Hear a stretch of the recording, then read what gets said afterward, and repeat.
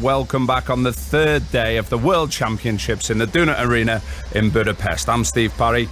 You know, it could be a big night for Great Britain tonight with Olympic champion Tom Dean in action in the 200 metres freestyle in only a few minutes' time.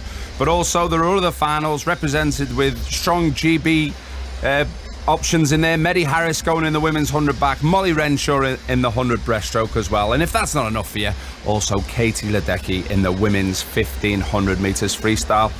Some semi-finals as well, men's 50 breast, women's 200 free and men's 200 fly. As always, we got John Hunt calling the commentary and the world champion Karen Pickering alongside him. I mean, John, that now is the time, surely, isn't it? Some hardware has to be coming Britain's way. Well, look, put it this way, if Tom Dean doesn't get a medal in just a few moments' time in the 200 metres free, Steve, there will be serious questions to be asked. It's not a given for the gold by any means. Two extremely talented youngsters, notably the Romanian David Popovichi against him, and Elijah Winnington's there for Australia, who has already won gold at these championships in the 400 metres.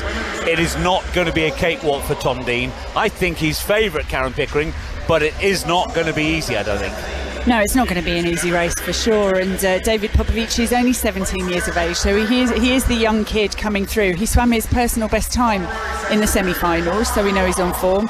Felix Obok as well swam his personal best in the semi-finals, but Tom Dean's best time is quicker than both of those swimmers, so he is still favourite. And you know, I thought he was just messing with them in the semi-final. He swam quite hard to 150 metres, was dominating, was in control. He looked like he just played with his semi-final in that closing stages. So there's certainly more in the tank, but it's going to be an exciting race. Yeah, just a few minutes away, Steve. I don't know if Tom Dean's knees are knocking in the call room, but mine certainly are. Well, they've got to be, haven't they? I mean, I think it's quite hard, John, to come off the back of an Olympics as an Olympic champion and then try to back that up in a World Championships, especially with such young talent behind him. I mean, the World Junior record went yesterday with Popovichi. He's got to fancy his chances to lower that even more.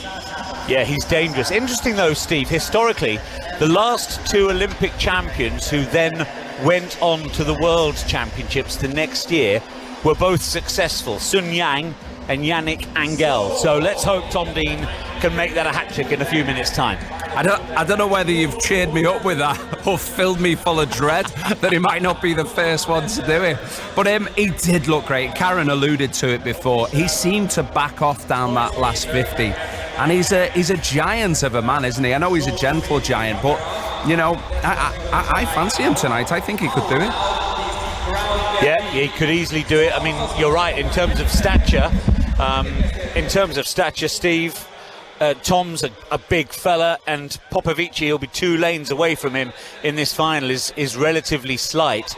But Steve, what I'm fascinated by is how the tactics play out tonight, because Popovichi went off very, very hard in the semi, and he paid for it in the last 50.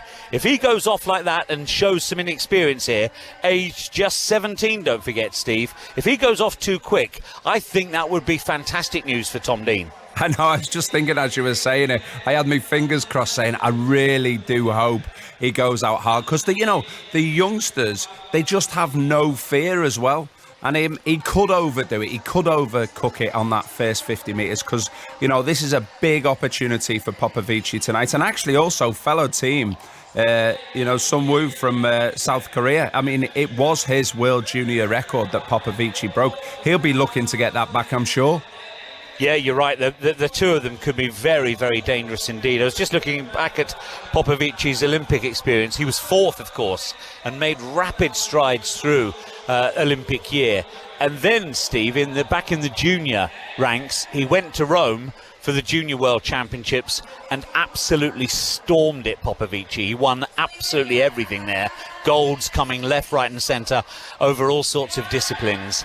And he's arrived at these World Championships. Stress it again, Steve, he's just 17, Popovichi, and he has looked great, even though there may have been little signs of inexperience. The latent ability is absolutely there. He's a big danger tonight for Tom Dean. Well, it was amazing to see. Watching him swim, Karen calls it really well. Of course, 200 metres freestyle hair event, but he's just so smooth, Popovichi, and so efficient. Tom Dean, Strikes me he uses a little bit more power rather than technique.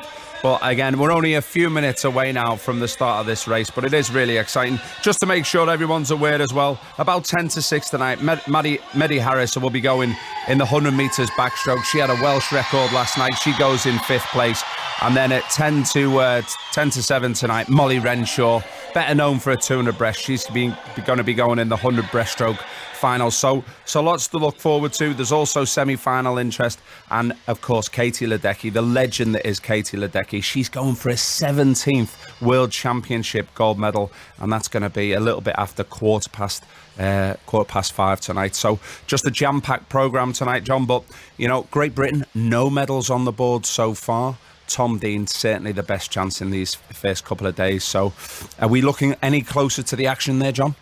Not really, although the lights have just dimmed and they've got a silence somehow through this arena, because what's happened is they're just building the atmosphere with the most gentlest of sort of bubble music, and everybody knows here that something's about to happen. The captions just come up, 15 seconds to go before the athletes walk out for this men's 200 metre freestyle final, featuring Tom Dean, who'll go in lane number 6. We've been looking for Union Jacks in the crowd, Steve. Sadly, I can't see any. There are lots of Romanian flags here, lots of Brazilian flags, some Swiss. No Ponte goes in the butterfly a bit later on, of course. Yeah, so yeah, it's going to be really, really interesting with lots of support. The Italians here in force. Simona Quadrella will, of course, go up against Katie Ledecky a little bit later on. Now, it's worth perhaps telling you that 5 Live join us in just a second. Yes, welcome to everybody listening on BBC Radio 5 Live. You are more than welcome to this most explosive start to the third night of action in the Duna Arena on the banks of the Danube here in Budapest, where the temperatures have been soaring outside all day. The temperature level rises right now for the men's 200 freestyle final, featuring Great Britain's Tom Dean, who became last year at the Olympic Games the first British swimmer to ever win the event. Can he now double up and become a world champion as well? It's a strong lineup. Of course, Karen Pickering, once again, his main theoretical threat's not here. Duncan Scott not able to be at these championships, struggling to shake off the effects of COVID. But Tom Dean's out now, Karen. A huge presence physically and within this sport now. That Olympic Games was obviously career defining. Absolutely, and he was taking some deep breaths as he came out onto the poolside. I have to say, when I saw him in the ready room, you could see his legs going up and down. He did look quite nervous, quite intense. The most calm of all of them was the Australian who's going in lane 2, Elijah Winnington. He, of course, has already got a world title to his name at these championships with the 400 metres freestyle gold medal. So very rightly to be sitting there calmer than maybe the other swimmers in this field. Yeah, lane 5 will be Felix Obok of Austria. He's just run onto the pool deck. He's just come jogging on, full of beans. That's largely because he ducked the qualification for the 800 metres earlier today, unlike Lucas Martins in lane number 1, who swam it and suffered as well. And now David Popovichi, lane 4, the quickest through to this final. 17-year-old, what a talent, and what a big danger he's going to be to Tom Dean tonight, Karen. Yeah, absolutely, and we know he's on good form. Personal best time in the semi-final to qualify for this race tonight, so we know he's swimming well. But that best time he set is still slower than Tom Dean at his best. Now, tactically, as the crowd are asked to settle down here, and Tom Dean adjusts his red swim cap, does some late leg stretches, hamstring stretches, whether that's completely necessary or just shaking off a little bit of nervous energy. Tom Dean attempting to become world champion here and now on BBC Radio 5 Live. We're in Budapest. Tom Dean should be favourite to win it, but Popovichi, Wang, Winnington, Obok, all very dangerous indeed on their blocks. 200 metres final then underway. Tom Dean seems to have a very, very good start now. This is crucial tactically, because this morning Popovichi went off really, really hard and suffered late on in his qualification. It looks as though there's a little bit of a swap around here because Tom Dean is not hanging back. No, Tom Dean in the early stages under the world record split, so he has taken this race out very strong. He of course had a superb 100-metre split in the relay, so we know he's got some pace he never had before, but usually his strength is in the closing stages, but he's taken this race on, so we wait to see how much of that endurance, how much of that back end pace he's still got. Well, this is courageous or stupid. Tom Dean's gone off crazy fast at halfway. He leads here, and he leads from Popovichi in second place. Both of them went under 24 seconds for the first 50 metres of the race. Out here in lane number 8, the talented American Kieran Smith is closing in on them. Has Tom Dean got the tactics right here? Popovichi moving just ahead of him, and Kieran Smith there as well. Tom Dean back in second place, the final turn. Yeah, when he comes off this turn though, he'll be breathing to his right, so he will be able to see Popovichi. Down that third length he couldn't, and now Tom Dean is really trying to pick up the pace. Popovichi though is looking incredibly strong as Sun Woo Huang is coming back too. Tom Dean has got 15 metres to go. It looks impossible to catch David Popovichi, and Tom Dean is wilting badly. The Olympic champion will taste defeat here. Popovichi is the world champion. Wang was second place, and Tom Dean scrapes into the bronze medal position. He clung on for third place. It is Great Britain's first medal at the World Championships. We hoped it would be gold. It is a bronze medal for Great Britain, and Tom Dean, David Popovichi, gives Romania their first ever medal at a World Championships, and it's a golden one.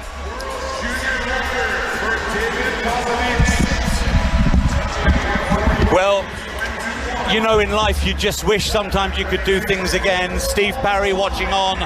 I was so worried that Tom Dean went off so fast. I think it's cost him, Steve.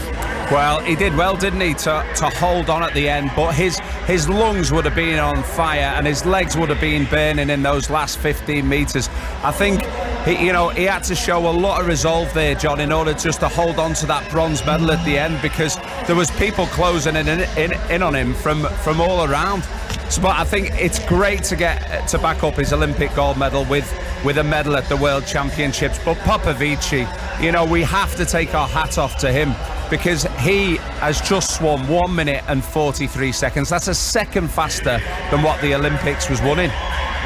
Yeah, 1:43.21. Wang second, 1:44.47. So the youngsters go gold and silver. Tom Dean 1:44.98. And Steve, it was only 0.03 of a second back to Drew Kibler of the States in fourth place, and another 1/10 of a second only to Felix Obok and Kieran Smith, who finished in 5th or 6th. That just shows how close it was for the bronze medal.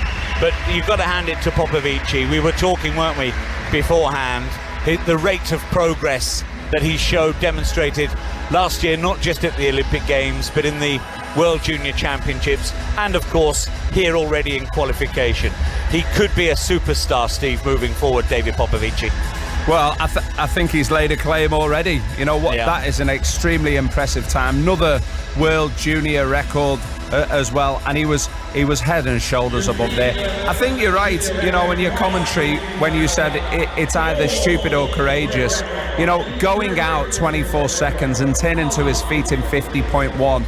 It probably is a little bit on the crazy side. So no doubt excited to defend, the Olympic gold that he won last year. But he could have afforded to be a couple of tenths slower, probably on that first 50, and he might have been half a second quicker on that back 100. So, something that he probably needs to reflect on. But, bronze medal at the World Championships, that's something to be very, very proud of. Yeah, of course, Steve. Yeah, I thought it might be Popovichi the one to get the tactics wrong. I don't think there's any disguising that Tom Dean got his tactics wrong here. And I promise you, Steve, Tom is just walking out in front of us now, poolside. He is going to the mix zone. Karen Pickering's gone to get a word with him. And he looks, Steve, as though he's just had a hip replacement and 2 new knees, and he's just out of hospital. He is hobbling like he is hobbling like a 100-year-old man at the moment. He looks in all sorts of pain, and that just illustrates the effort he put into that early part of the race. But would it have cost him the gold medal? So good was Popovichi. I doubt it, even if he had swum differently. No, Popovichi was far too good today, and that's why we've got to recognise that was a fantastic 200 metres freestyle. You know, when you're knocking out times there that would threaten the likes of the great Michael Phelps when he was winning in his heyday, even suit assisted. I mean, that was just an utter masterclass from Popovichi. But you know, I was giggling there when you were describing so well how Tom Dean was moving, because we've all been there on these middle distance events, on these 200 metres freestyle, 200 metre butterfly. You really do pay a price if you go out just a fraction too hard on that first 50 metres. It feels like your lungs are exploding and that you've got an elephant on your back on that last 50 metres. So again, I want to say well done to Tom Dean for having the fight over that last 15 metres to get his hand on the wall. He'll never be more thankful for 3/100ths of a second, John. Yeah, I think that third place could so easily have been sixth, Steve, couldn't it? Because psychologically he would have known as well, to his right, that Popovichi was gone, the gold medal was gone. So then, to what extent does your heart sink, and then to what extent, Steve, do you have to redouble your efforts and say, well, look, the big prize has eluded me here, but I'm still going to get myself something. Yeah, I mean, I'm sure he'll reflect tonight and think, do you know what, there's worse places to be than on the world podium. I just think when your first international meet is an Olympic gold medal and things couldn't go any better, you really do have a high barometer. But he's got Commonwealth Games to come. That's not going to be easy for him up against the Australians, and of course Duncan's got to be back, and then he's got the European Championships as well. So in the space of 14 months he's going to do all the majors, and if he can take a medal at every single one of those events, well, you can't have a better start to your international career. Yeah, Steve, it's just getting a bit noisier in here now because the athletes are coming out for the women's 1500 metre freestyle final, which of course will feature Katie Ledecky. Her European rival Simona Quadrella is just coming out on the poolside as well, and we get to see Ledecky in just a second. One of the all-time greats, male or female, Steve. She's an awesome athlete, isn't she? And she has looked, age 25, to be every bit as good as she ever was. Are you going to go out on a limb, John, and suggest that Kate Ledecky might be favourite? I think so. I think that's probably a fair comment. Just while they get ready, Steve, just a couple of bits of food for thought as we go into the evening. I'll throw one quickly at you as they prepare to start. James Guy will go in the semi-finals of the 200 fly later on, your event. My personal opinion was that he struggled with it this morning. He was 14th fastest qualifier through that, as the athletes settle now for this 1500 metres. That's 1 point, Steve. And another event we're going to see tonight as well is the men's 50 metre breaststroke semi-finals, as Ledecky and Quadrella are sent on their way. But in that, Steve, did you note that there were 7 athletes disqualified from heats this morning because of underwater, effectively VAR camera operation, which was brought in 2000, but it's the first time they've really hit the swimmers hard with that, which is, I think, really, really interesting. When you when you look at the football season and all the stress that VAR caused there, it's got nothing on swimming, has it? You know, when you're losing that many people, 7 or 8 people disqualified from the field, it really is shaking them up. But I think that's probably got more to do on the breaststroke with them getting away with it for so long. But those underwater cameras, they do make a huge difference. But just on that 200 butterfly comment that you made as well, James Guy, he's a 50-second 100 metre butterfly, so he's very, very quick, and he's also been world champion on the 200 metres freestyle. I don't think he's yet figured out how to swim that 200 metres butterfly, because I think he's much better than a 156 200 flyer, and hopefully he can knock a decent time in later. Well, I think with James, incidentally, Ledecky's already in front of Katie Grimes and Lani Pallister here in the early stages of this 1500 metres freestyle, and the superb Simona Quadrella's back in 4th. Ledecky's already 3 or 4 metres ahead of Quadrella, Steve, and we're just coming up to the 150 split. So business as usual for Ledecky. But yeah, I think with James Guy, Stevie, as I say, your event, you know that the pain you have to go through and how difficult it is to get that exactly right. But with James, we've learned over the years to never write him off, have we? Yeah, I mean, the best performances I've seen James do was when we were in Kazan in 2015, and he won that 200 freestyle world championship. It was a phenomenal performance, and he also then backed it up with a great swim in the 4x200.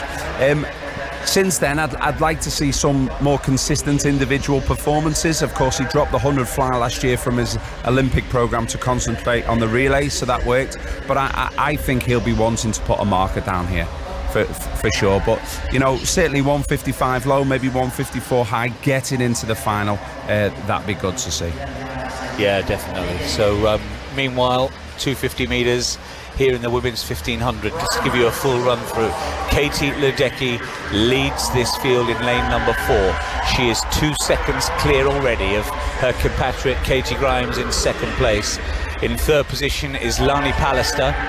Lani Pallister still ahead of Simona Quadrella back in lane number 5. And the gap between Ledecky, Steve, and Quadrella after just 300 metres, I swear it is 8 or 9 metres at least.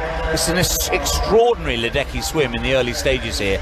She is really going for it, Steve, and she is under world record pace. And of course, Steve, as you rightly said at the start of the week, only just the other week, Ariana Titmus, who's not here from Australia, took Ledecky's record. The way Ledecky's going here, she wants it back.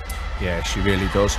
I mean, I can't believe at 25 she's really got the heart for this event. This 1500 metres freestyle, 30 lengths of an Olympic size swimming pool. It is the most grueling event for me on the programme, and she has really taken it to him. She's about half a second ahead, over half a second ahead of that world record pace. And she's clearly going to win the gold medal, it looks like, even after this short amount of time that they've been in the water. But John, the heart that you have to have, not only to do this event, but to do the training as well. I would have thought that someone that's won 17 or 16 World Championship gold medals would maybe just part this one up and enjoy her swims a little bit more. Yeah, absolutely. It's quite astonishing what's unravelling here in front of our eyes. I think now Titmus owns 3 of the 4 best all times. And Ledecky here is flying down this pool. Obviously we know how effective she's been over distances over the last 8, 9, 10 years, but she's quick as well. Remember, she's got 200 metre titles to her name as well.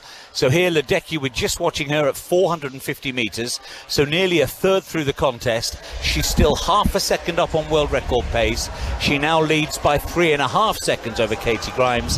Pallister still third, Quadrella fourth, and of the others, Ljungblad, Johnson, Zotti and Kobridge, they may as well be, I was going to say in another race, Steve, but they may as well be in another city, to be honest with you. They're so far back.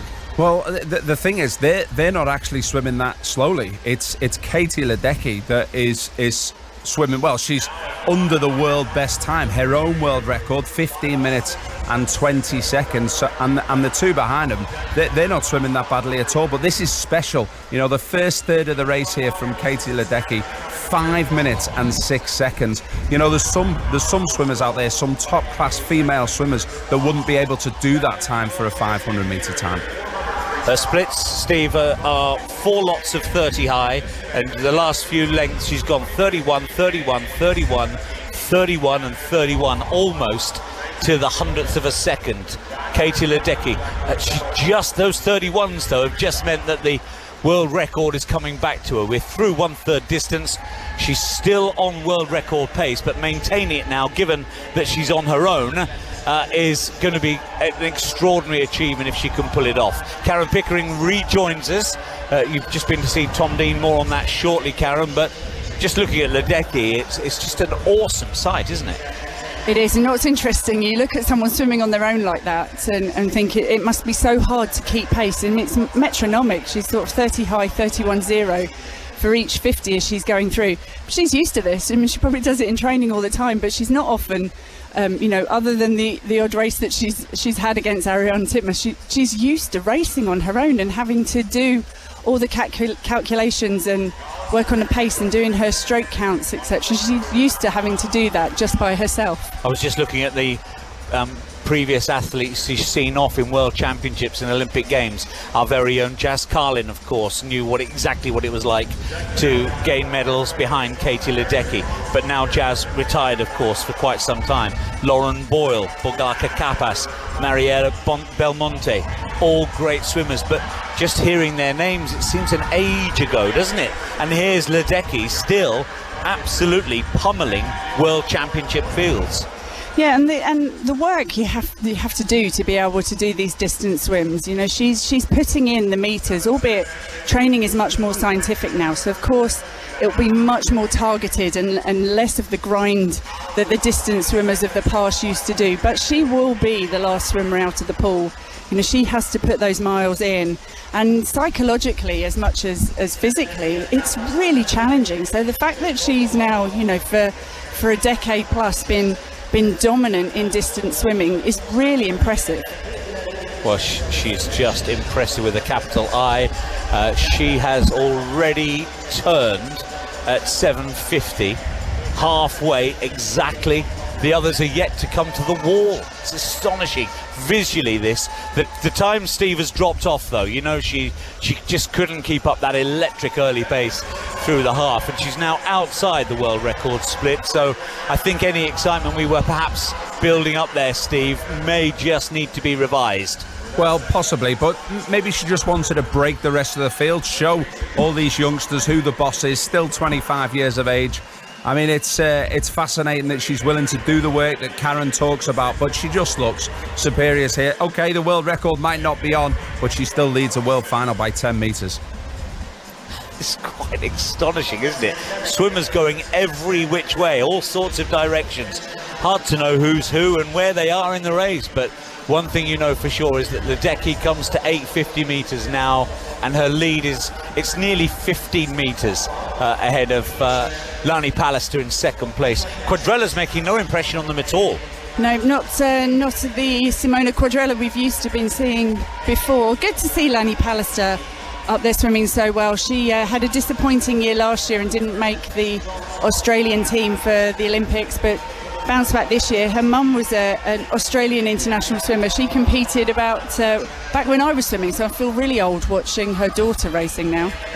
Ledecky just keeps on hammering this out, length after length. We're at 900 metres. As I say, forget that world record. She's now 2 seconds outside of it, but she is exactly 15 metres clear of Lani Pallister in second, Katie Grimes in third. Moesha Johnson's moved into fourth place there. She's made some inroads on Simona Quadrella, who's now back in fifth position and finding this very, very hard indeed. Simona Quadrella, the European champion in this pool last year, she's been made to look very ordinary, and we know she's not that. Yeah, she doesn't look comfortable. I mean, you know, you talk about getting in for races. I mean, we've mentioned it earlier. When you get into the swim and it's not quite going to plan, but if you get into a swim and you know you're not quite on it, but you've got 1,500 metres to go, I mean, that's really, really hard and tough physically and mentally to be trying to hang in there to, you know that you're not racing for a medal. You know, she looks like she's still putting the work in, but really, I can't see her getting back on terms to be up with fourth. Perhaps Moesha Johnson starting to make a little bit of an impact on Katie Grimes. She's having maybe stepped up a little bit of a gear and closing in, but Lani Pallister still looking comfortable, but so far behind Katie Ledecky. She's just another class. 450 metres left to go, and Ledecky turns. That gap over Pallister hasn't grown, it's still 15 metres, and then there'd be another 2 metres or so back to the third place swimmer at the moment, that being Katie Grimes. She has turned in turn well ahead of Moesha Johnson, who's clear fourth now, ahead of Simona Quadrella. So right across the pool, now with 400 metres left to go, Katie Ledecky is looking certain to add to her 400-metre freestyle gold now by picking up this 1,500 metres. And if doing so, which looks a formality, Karen, that will be 17 World Championship gold medals that Ledecky has accrued. Yeah, it's an impressive number, isn't it? I'm just watching her coach on the side, Anthony Nesti, former Olympic champion himself on a 100 butterfly over the far side of the pool, waving her on every time she goes past him. She recently moved to train in Florida, and I think you can understand why a change of scenery, some different tiles on the bottom of the pool to look at, might have just inspired her a little to keep going, and she's getting huge amount of support from her team of coaches and teammates as she swims down the pool. Steve, in a physiological sense, Ledecky must be made of some iron-like constituent, don't you think? She's rock hard. She is rock hard, and you know what amazes me about these events, just the length of time she's been able to dominate. It's not like she's getting in the water like those 50-metre show ponies and you know, just sprinting down a length of a pool and being able to do it forever. This is a grueling 30 length race. And you know, we saw her burst onto the scene 10 years ago at the London Olympics, and for me it's just the consistency with which she's been able to do it. And you know, she truly is a legend of the sport, and I think she's brilliant doing this grueling event, the 1,500 metres, and wanting to dominate like she has. It shows what she's made of, both physically and mentally. Yeah, those London Olympics, the first time she announced herself, of course, beating Maria Belmonte there, and of course, Karen, Rebecca Adlington, the bronze medal on that particular occasion. Did we know back then, I know it's a long time ago now, but did we know then that Ledecky had something really special and the potential to go on and dominate distance swimming for the next 10 years?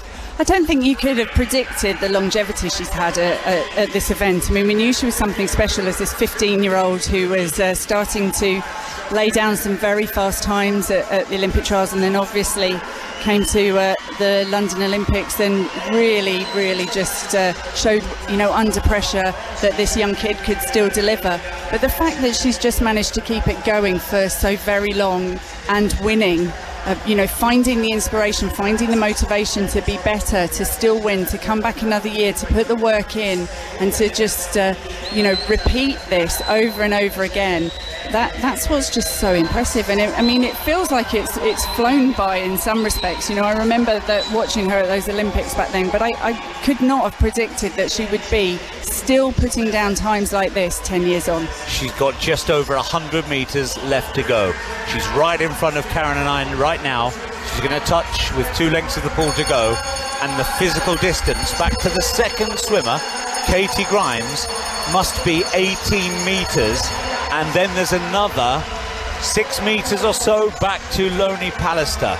So the gap between Ledecky and Pallister in third place is 25 metres, 26 metres. It's extraordinary. It really is. And for the silver and bronze medal, Katie Grimes, the sort of up-and-coming American, the 16-year-old, and she, of course, made the Olympic Games as a 15-year-old, much like Katie Ledecky did. She just put in a couple of 100 metres where she picked up the pace, and that just broke Loni Pallister, and she's putting some distance now between them. Well, there's no Ariana Titmus. We would have loved the head-to-head to happen here in Budapest between herself and Katie Ledecky. But in the Australians' absence, Ledecky has been absolutely masterful. A complete joy to watch. She is still trying every inch of her, every fibre, as she comes to the last 5 metres and touches now world champion again in a time of 15:30.15 seconds. An extraordinary swim. The silver medalist yet to finish. Here she comes now, and the 16-year-old Katie Grimes gets the silver medal. A United States 1-2, and the American girls embrace. And the bronze medal goes to Loni Pallister of Australia, who has finished 18 seconds behind Ledecky, picking up the bronze. Moesha Johnson was 4th, Simona Quadrella's 5th, Dizotti 6th, and then Jungblut and Kobrich still in the pool and still swimming. Ledecky magnificent. I could watch her all day. You just wonder how much longer we're going to see her, Karen? She could probably swim like that all day, John. Yeah, she probably could. I'm just looking closely at her now. Her fitness levels must be immense. You would think she'd be hanging over the lane ropes now, huffing and puffing like a female version of Thomas the Tank Engine, but not a bit of it. She's exchanging high fives as we speak with Katie Grimes. She looks, Karen, quite literally like she could go again. Well, considering she's already done 2 rounds of a 400, 2 rounds of a 1500, I mean, you're right, the fitness levels of this lady are extraordinary. And Steve, look, there was no real competition tonight, but that doesn't stop us from accepting we've seen, again, a very special swim from a really special athlete. It's very rare, John, that you see Katie Ledecky looking so playful. I mean, it looked like she was playing patty cake there with her teammates, and it strikes me that she's made the decision to carry on because she loves this sport and she enjoys swimming. I mean, I don't know how she had the breath to look like that at the end. Maybe she did back off there knowing that the win was enough. Yeah, perhaps. I mean, she's got other races still to come. It's hard to believe, isn't it? But and she'll be a key part of the 4x200 relay if she wants to do it. She didn't swim the individual 200, but her time certainly fast enough to be part of that quartet, and the 800 freestyle as well. So, she'll know she's still got some really tough races to come. Where does it end for her, do you think, Karen? Because she's been round so long, she's dominated for 10 years. OK, Titmus beat her at the 400 last year at the Olympics. Where do you think the end game is for Katie Ledecky? I mean, perhaps she's looking to Paris and, and still another 2 years. So still a lot of meters she's got to put in between now and then. But, even if at that point it is just the 1500 and maybe the 800 that she's doing, and she's doing less of the 2 and the 4, still kind of expect that she'll be able to dominate that. I mean, she's got such a buffer at the moment that you'd still expect that she'll be able to deliver on a 1500. Do you think she's looking at Paris going, actually, no one's close to me on the 1500. That's been added to the programme. I'm the Olympic champion. Perhaps I'm the only one out there that's prepared to do the work that it's going to take in order to win that event. Because she's not going to beat Titmus, is she, on the 400? I mean, I think that's a mouth-watering prospect to have another head-to-head there. But Ariana Titmus, she's got the speed and the endurance, and she's, her 400 is very, very impressive, clearly. But Katie Ledecky, of the real distance swimmers, of the 1500 swimmers, there's not many of them that can go the 200 pace that she can go. So when she wants to smack down a fast 100 or a fast 50 or just pick up the pace, she has the ability to do that and break other swimmers. And we saw that in men's 1500 swimmers. It changed from being the swimmers that could keep going the same pace the whole time to, it was really the Australians who changed the way of swimming the 1500 with the likes of Grant Hackett, who could bang out a really fast 100 but then just ease off a bit, recover a bit, and then go again. And that's what Katie Ledecky can do if she wants to. Yeah, well, she's won it now 2013, 2015, 2017 and then 2022 as well. What a swimmer Katie Ledecky is. We've got the men's 50 breaststroke coming up in a bit. I'm not going to cry, but there's no Adam Peaty in there, so that's the first time we've seen that event go without him since 2013. We've got the women's 100 metres backstroke final. Medley Harris goes in that at 10 to 6.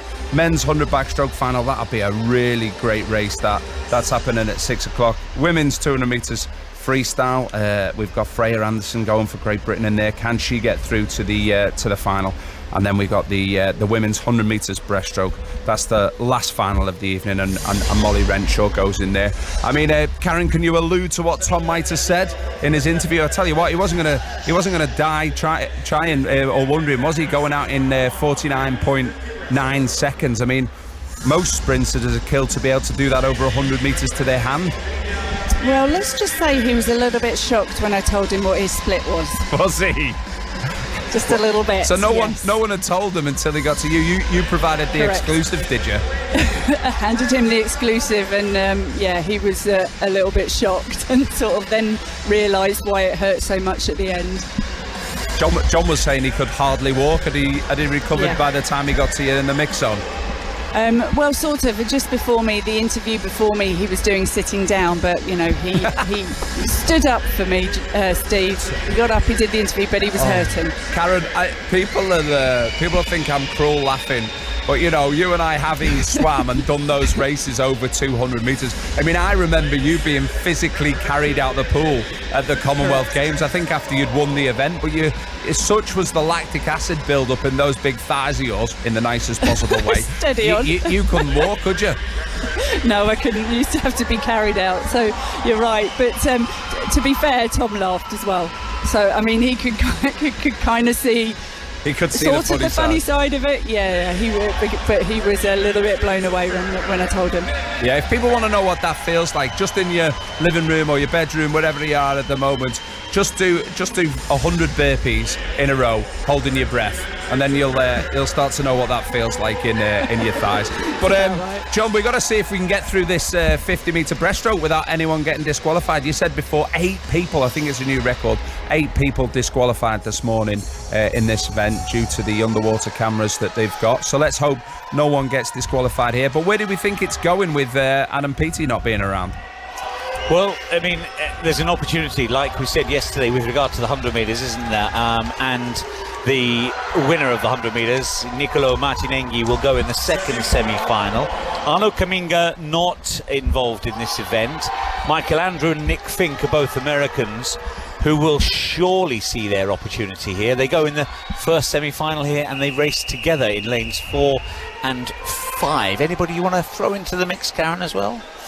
No, I think you've mentioned everyone. I think in the second semi-final, I would expect that Martinenghi is going to be the favourite. But you like Nick Fink, don't you, to win this? I just thought Nick Fink in the 100, as they crouched down, he was so quick through the first 50. He's got so much abundant speed. I know the others have as well, but they're out of the water here. Nick Fink in lane number 5, but he's not quite as quick as Michael Andrew, who is rapid. Also right there as well is Bernard Reitschammer over on the far side, and coming there quite strongly is the European junior champion from last year, Serasulo from Italy. But up front, the two Americans together, they get a touch together, and it's Andrew just by 100th of a second over Nick Fink. The two Americans sail into the final. Simona Serasuolo is third there for Italy, maintaining a brilliant early start to the games here, the championships for Italian swimmers. Yes, they've got good depth across the men's and women's team here at these championships. That was a great swim from Michael Andrew. You can see the sprinter in him. He got his arms turning over through the water quicker than Nick Fink even, and it was close when they came to the wall. Nick Fink had a great finish, but Michael Andrew there a little bit slower than he swam in the heat, but enough to win that semi. 26.73 when Adam Peaty was world champion in Gwangju in 2019. He went 26.06, helping to illustrate the difference between them. If you were Adam Peaty, would you be watching this, or would you be going out for a dog walk or something? I think you'd be watching this. I think it's tough if you come to a championship and either you don't make it through to a final, you're disqualified or something like that. It's tough to watch, but he's injured. He's biding his time. He'll be really hoping he can lay down some quick times at the Commonwealth Games in Birmingham. I think he'll be watching. Yeah. He showed his class, guys, yesterday or day before yesterday when Martinenghi won the 100. He tweeted and congratulated him and said brava.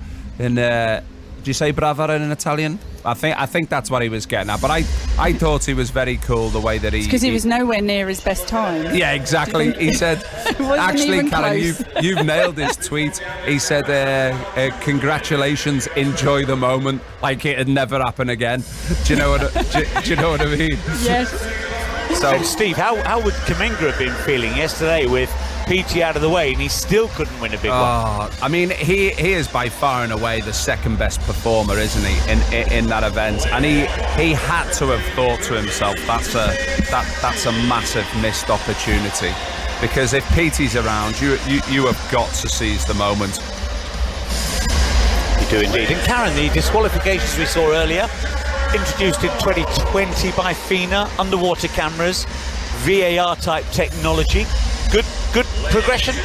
Yeah, definitely. There were a number of swimmers who were definitely trying to get away with a few extra butterfly kicks off the start, and the only way you can see it is with an underwater camera. And we used to see it on the poolside sometimes when they play footage of the turns, just as they do when they're replaying the event, and sometimes it was clear as day. You could see the swimmers doing more than one butterfly kick. So I think it's great that they actually take it seriously and are monitoring that. Yeah. There's a high-profile American swimmer disqualified yesterday, Annie Lazor, in the women's event.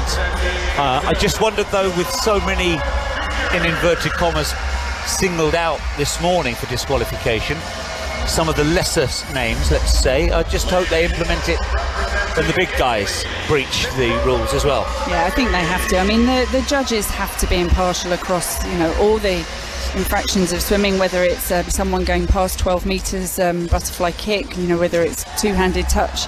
They have to monitor it across all swimmers, otherwise it's just pointless having the rules. So Michael Andrew and Nick Fink have laid down their final prospects. Here's now the second semi-final of the men's 50-metre breaststroke. We've got Saki of Turkey in lane 1, Franca Silva of Brazil in 2, Matzerath of Germany in 3, and then the 100-metre champion Martin Enghi of Italy in lane number 4. He really should win this comfortably, you'd have thought. Gomez of Brazil in lane 5, so 2 Brazilians make this semi-final.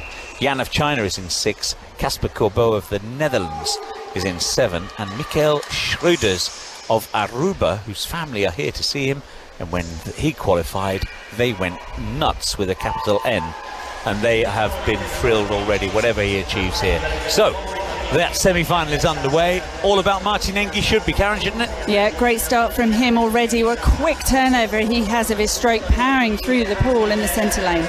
Nicolo Martin Enghi with Gomez trying to press him here. They're in the centre lanes. They've already established a clear advantage over Jan, who's there with them in 3rd place, but that was a comfortable enough 26.56 success for Nicolo Martin Enghi. It was Gomez 2nd and just Matzerath 3rd, a fraction ahead of Jan in 4th place. We get the full final lineup in just a moment or two. 26.99, not as quick as the 2 Americans, Karen. Interesting. Yep, a little bit slower. So Martin Enghi 26.56, the fastest though, so he'll be through the quickest. But the German swimmer in 3rd place, they're a little bit behind. But the Gomez, another good swim. Do you think he's 36 years of age? Do you think the Brazilian team have got the oldest group of male swimmers? They had Nick Santos 42, João Gomez 36, Bruno Fratus in the sprint freestyle, he's in his 30s as well. It's quite interesting to see how they're keeping their swimmers going for so much longer. Just supremely fit, aren't they? Physically they're awesome. Not bad. Absolutely awesome physiques. Gomez. Oh, look now, that's interesting. He's been disqualified, Gomez. Gomez has been disqualified, so they're another breach of the VAR. Yep. Interesting, isn't it? Yeah. The only thing I would say about it is that he just flashed up as disqualified. I think, like football, they should be letting people know that there's a review underway here. So, John, just to make you aware, here in Salford, we're getting the feed through, and it says judging review underway. Yeah, we got a big DQ, and he's been taken out of the computer system, Steve, here. So whether that graphic was late up or whatever, I don't know. It did show. It showed up in the corner of the screen before it came up as disqualified. But it would be good to see actual footage of the where they break the rules. Educate to show people. It. Tell them why they've been disqualified. People are sitting here in this great arena, Steve, thinking, "Oh, the Brazilian's been disqualified," but no one's got a clue why.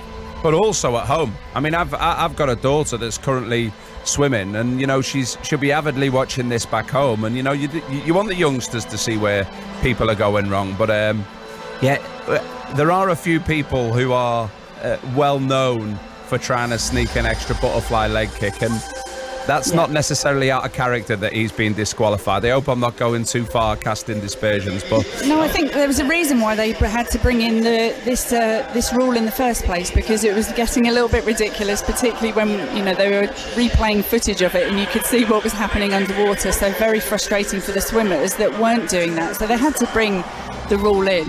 So guys, just to help us out, explain it, who aren't swimmers, they're getting, Steve, extra propulsion by using an illegal leg kick, are they?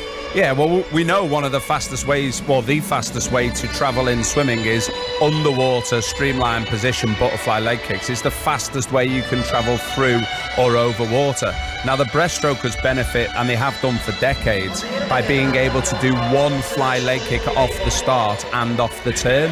But your cheekier swimmers used to chance it, where they would not only do one, they'd take a couple, or maybe in some circumstances 3 leg kicks underwater. And I think it's a really good move from FINA to have got that in. But that's 9 disqualifications today in that 50-metre breaststroke.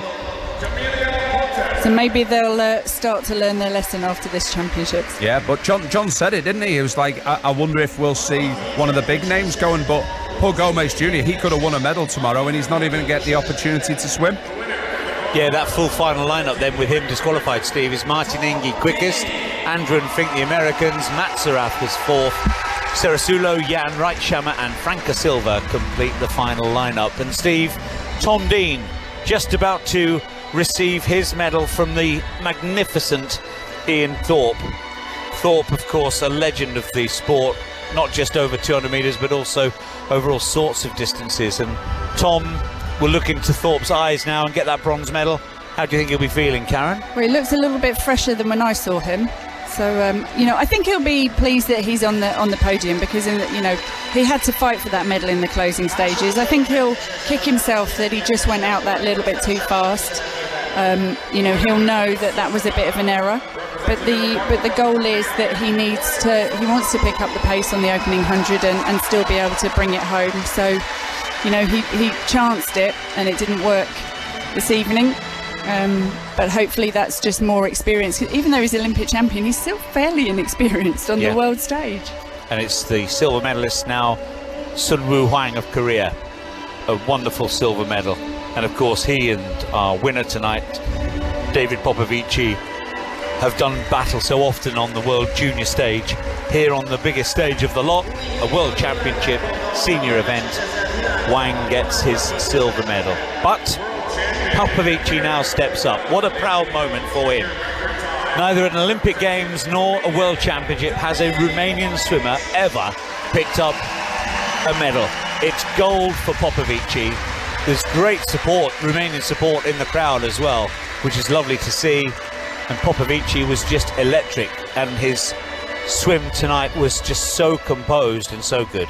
Yeah, for a 17-year-old, he showed so much experience and stayed so calm, with Tom taking the race out fast, and yet he was composed as the youngster in the field. And I think his stroke lends itself to being composed in that kind of swimming. He can't pick up the pace very much. He can't pick up his stroke rate. It's very long, it's very smooth, it's a beautiful technique, very, very efficient. But it doesn't lend itself to going out, too fast, and he's not very muscly, so he's not going to hurt in the same way as other swimmers in the closing stages. Fancy singing along, Steve, to the Romanian anthem? You'd have to send me the words, mate. Well, we've never heard it before in a swimming pool, have we? So, it's a great moment for him, Popovichi. And I would think, Steve, I don't know about you, but Popovici's swim was so good tonight. It was almost up there with the French guy who won the individual medley just the other day. I mean, I thought that was absolutely superb. Got Léon Marchand. He's going again in the 200 butterfly. Yeah, I think, Léon later Marchand, in the session. They were two amazing swims, Steve, in different ways. Yeah, I mean, it was utterly brilliant. I think Marchand probably pips him just in terms of quality compared to the world record. But it was class from Popovichi tonight. Really was great. Well, I'm dying to hear from Tom Dean. We'll get that to you at some point tonight. Dying to hear what the how the chat was with Karen, but we're going to focus on the women's 100 back that's coming up in a few moments' time. But Popovici's taking all this in his stride, Karen, nice and relaxed. He is, isn't he? I mean, he has swam at some major championships, and I remember watching him at the European Championships, and actually I kind of expected him to feature more at the Olympic Games last year, if I'm honest, because he seemed to be having this meteoric rise and just been fantastic to watch. But I would say Tom Dean made a mistake with his pacing tonight, and that cost him the gold medal.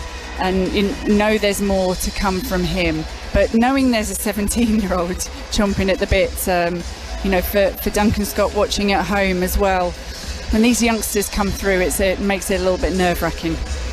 Okay, so Medley Harris, she goes next. She's currently around 5th. Women's 100 metres backstroke coming up. I mean, as Karen said, that is a really tough race. It's going to be hard for her to get in the medals, but it's great to see her in the final. And that won't be the end of Great Britain's interest, because Molly Renshaw, she's going in the 100 breast later. It was great to see those girls doing their bit last night, putting together quality times and getting into those finals as well. We've also got the men's 100 metres backstroke. Greece's Christo went 52.09 last night, threatened the world record. So there's lots of action to come there as well. And of course, Freya Anderson, she's going to be going in the women's 200 metres freestyle semi-final. It'd be great if she could get through to the action tomorrow night. That'll be at about 6:15 this evening. So great to see Great Britain getting on the board there, John. I mean, that's it won't be the result that Tom wants, but you called it during the race. 49 seconds to his feet for that first 100 metres. Not the wisest of swims. I think he went, I'd have to double check, I think he went 23.5 for the first 50. It was under world record pace at 50. Yeah. 23.5. Yeah, and I think Popovichi this morning went 23.7 and then fell in a hole. So I was worried as soon as we saw that. I was worried for Tom. But there we are. And I know this is a bit of trivia, but we just saw Ian Thorpe there. It amazes me how big his feet are. Do you remember watching Ian Thorpe swim at the Olympics in a heat when he lifted his head up while he swam just to see what time he was on? I know, honestly. I mean that guy. The utter cheek. It was great to see the legend up there, wasn't it, giving out the medals? Yeah. What would be your guess as to how many World Championship golds he had? Thorpe? Yeah. It's a bit good unfair shout. when you're right Relays as well? spot. Yeah, absolutely, all in. I remember watching his first one at 15 in Perth when he came through. I'm going to go 11, John. Class, Steve. What was it? Yeah, it was 11 World Championship golds. What's your guess, Karen? I was going to say 11, but I didn't have a whatever. Great to see him here, though. One of the all-time greats, definitely Ian Thorpe. How many of those were individual, John, while you got it in front of you? I haven't got it in front of me. It was much earlier prep, Steve, to be honest with you. He wouldn't have had mixed relays as well. So, I mean, if he'd had mixed medley, mixed freestyle relays when he was swimming, he'd have had a few more to his name. Great swimmer. Great swimmer. The Aussies are having a fair old meeting, aren't they? Not bad. Yep, they are. Yeah, they've had they're there or thereabouts, aren't they? They're picking up the medals, if not gold, all the time. They're beginning on the podium. Yeah, it might change a little bit later on, obviously, with Kylie Moss, Steve, but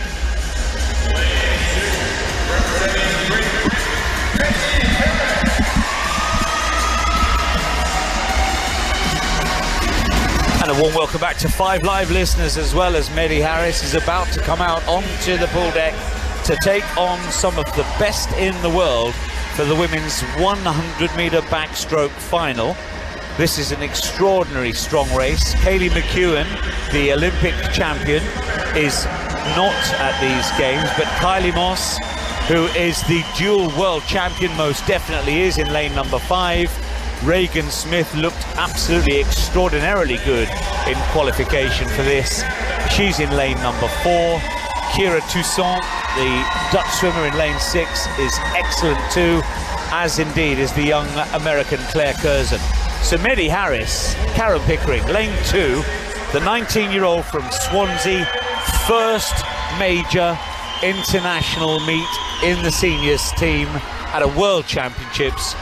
What a big deal for her. She's done so well to get this far. Yeah, she really has. I mean, she was excited to be in her first ever semi-final, and now she's made it through to swim in the final. She said that swimming in the relay on the first day really helped her to go through the process. She swam the heats of the 4x100 freestyle relay, and that was just the experience she needed to calm her nerves a little with going through the whole process of the ready room and going out for your race, to have teammates around her. But now, just an opportunity up against some great swimmers, put herself under pressure and in the spotlight on the world stage. She's talked so much this week about managing the nerves. She confessed to being an absolute bundle of nerves before her first swim, but managing that has been to her great credit, and here she is, Medley Harris, in her final.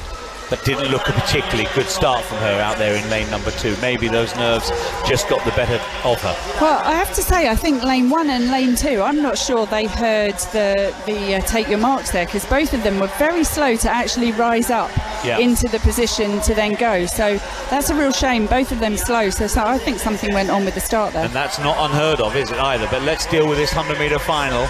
Medley Harris, after that start's quite a long way back, but turning first is Reagan Smith with Kylie Moss.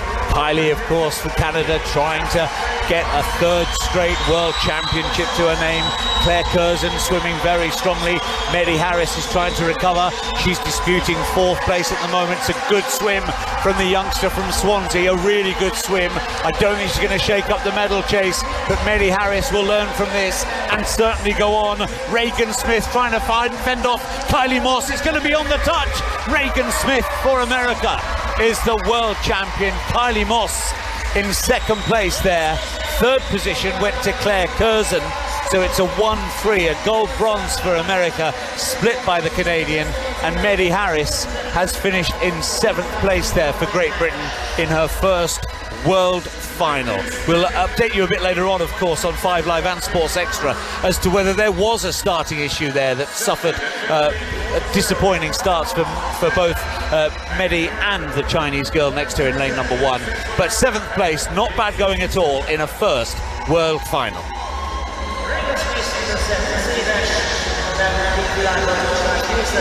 Well, what a race that was. Sorry, Stevie. I was just saying, what a race that was, guys. I mean, the sheer quality in this women's 100 backstroke, there has been for a few years now. But just reflecting, Karen, having a little bit more time to have a look at that, you think there was a problem with the start, do you? It was just the fact that it wasn't that she was slow away, it's that just lane 1 and lane 2 were both very slow getting up into the position where they lift themselves out in the water. You know, and the starters just take your marks. The swimmers lift themselves up. Both lane 1 and lane 2 were incredibly slow to get up, and I just wonder if they reacted more to the movement next to them more than actually being able to hear the start. But we'll have to wait to find out. And this has happened before, hasn't it? In the women's backstroke event, wasn't it Kira Toussaint who had a re-swim? Kathleen Dawson won it twice, didn't she? Yeah, that's right. The European Championships, they gave the whole race a re-swim, and Kathleen Dawson won it twice, didn't she? That was a farce. Had to go again. An absolute farce to expect swimmers to go twice. I mean, what if Dawson hadn't have won that? That would have scarred her for life. Yeah, and it cost one of the other swimmers a medal, if I remember. But my goodness, the backstroke, the depth of talent. You know, the current swimmers are the fastest ever. So Reagan Smith, Kylie Mass, and Kaylee McEwen have been passing that world record between them. The world titles, Olympic titles, have been going around between them, and it's impressive that, you know, it's unusual to have 3 of the greats all swimming in the same era. Yeah. And I don't want to pour cold water on the evening, but obviously the gold medal here has gone to Reagan Smith in 58.22. Kathleen Dawson ruled out, of course, of this event with injury. She's got a personal best of 58.08, Steve. What might have been, hey? Well, I mean, I think Great Britain come here probably with 3 of their top 4 swimmers missing. You know, and that's tough, but they just need to put that behind them. How are they performing with them taken out? You know, you just can't ignore the fact that those guys bring a huge amount of medals, and it is a missed opportunity for Dawson. But I hope Duncan Scott, Dawson and also Adam Peaty are sitting at home, and it is igniting the fire in their belly to do something special, because we often see it, people that come fourth in Olympic Games, you know, that gives them the desire the next year to go on and do something special, and I just hope they can turn it into a positive. But definitely Great Britain are suffering here from those guys not being around, that's for sure. Action moves on very quickly. The men's 100-metre backstroke final is next. The entire arena has gone dark here just to build the atmosphere again to another big deal of a race here. I think this is a fabulous race, Carrad, I must say. I'm looking forward to seeing the strong finisher from France, Brouard, in lane 2. Hunter Armstrong, world record holder in the 50-metre event, going 100 here for America in lane 3. As Steve rightly said, Apostolos Christou just gave the world record a little caress, didn't he? Went close to it this morning. He's lane 4, and we've spoken lots about Thomas Ceccone of Italy in lane 5. What a versatile talent he is for Italy. And let's not forget, the world record holders in this as well, out in lane 7. That's Ryan Murphy. This is a great race, isn't it? It really is, yeah. Ryan Murphy looked not so strong in the closing stages. It looked like he was tiring a little bit in the heat and the semi-final. Unlike, you mentioned, Ndoye Brouard, the 21-year-old French swimmer who finishes like an absolute train. And it is quite interesting because he is side by side with Hunter Armstrong, and as you said, the 50-metre specialist. So, you know, completely different ways of swimming their races, and Hunter Armstrong will want to get out strong, get out of the way, and Brouard will be finishing strong. And then add Ceccone into the mix and Christou into the mix. This is a mouth-watering race. Do you know what? An outside shot, not saying he's going to win, but Ndoye Brouard, as you say, he's got such a big finish. There's such a lot of pace on here. He could pick up the pieces if they get overexcited at the head of affairs. He could steam home and land himself some sort of prize. Yeah, I absolutely wouldn't rule him out. The best time of 52.7 as well. You know, he's been sub 53. That was his best time in the semi-final, and I think, you know, he knows he's on form. It just needs someone to either take the race out a little bit too hard and pay for it, or be a bit shaky, and he's going to be there, as you say, to just scoop up the prize. Steve, this is a big example of an opportunity presented by sad circumstances, unfortunate circumstances. The Russians not here, and in Evgeny Rylov and Klimet Kolesnikov, we've got two of the best swimmers in the world not here. Again, Steve, big opportunity for someone. Yeah, there's a huge opportunity there. You know, it's those guys really dominated. The Russians really turned up last year, but these guys have been wetting their lips. Christou, though, from Greece last night, 52.0. Oof. That world record stands from Rio, doesn't it, Ryan Murphy? 51.85. We'll keep a close eye on that as the swimmers get into the water. We'll be watching lanes 1 and 2 closely here, given what happened in the women's event just a few moments ago. The athletes then take their position. The men's 100-metre backstroke final here in Budapest. Masluk pulled himself right up. Any observations from the start there? Your very quick away was Ryan Murphy, nearest to us. Well, I have to say, they were the two last up again. They were up quicker than the race that we saw before, but they were the two last to actually pull themselves up. So I don't know if there's a slight delay there. Well, interesting. As I say, we'll explore that a little bit later on, but Ceccone's gone off real quick here for Italy. And Ceccone will be with Ryan Murphy. These two lead early. Christou's right there as well.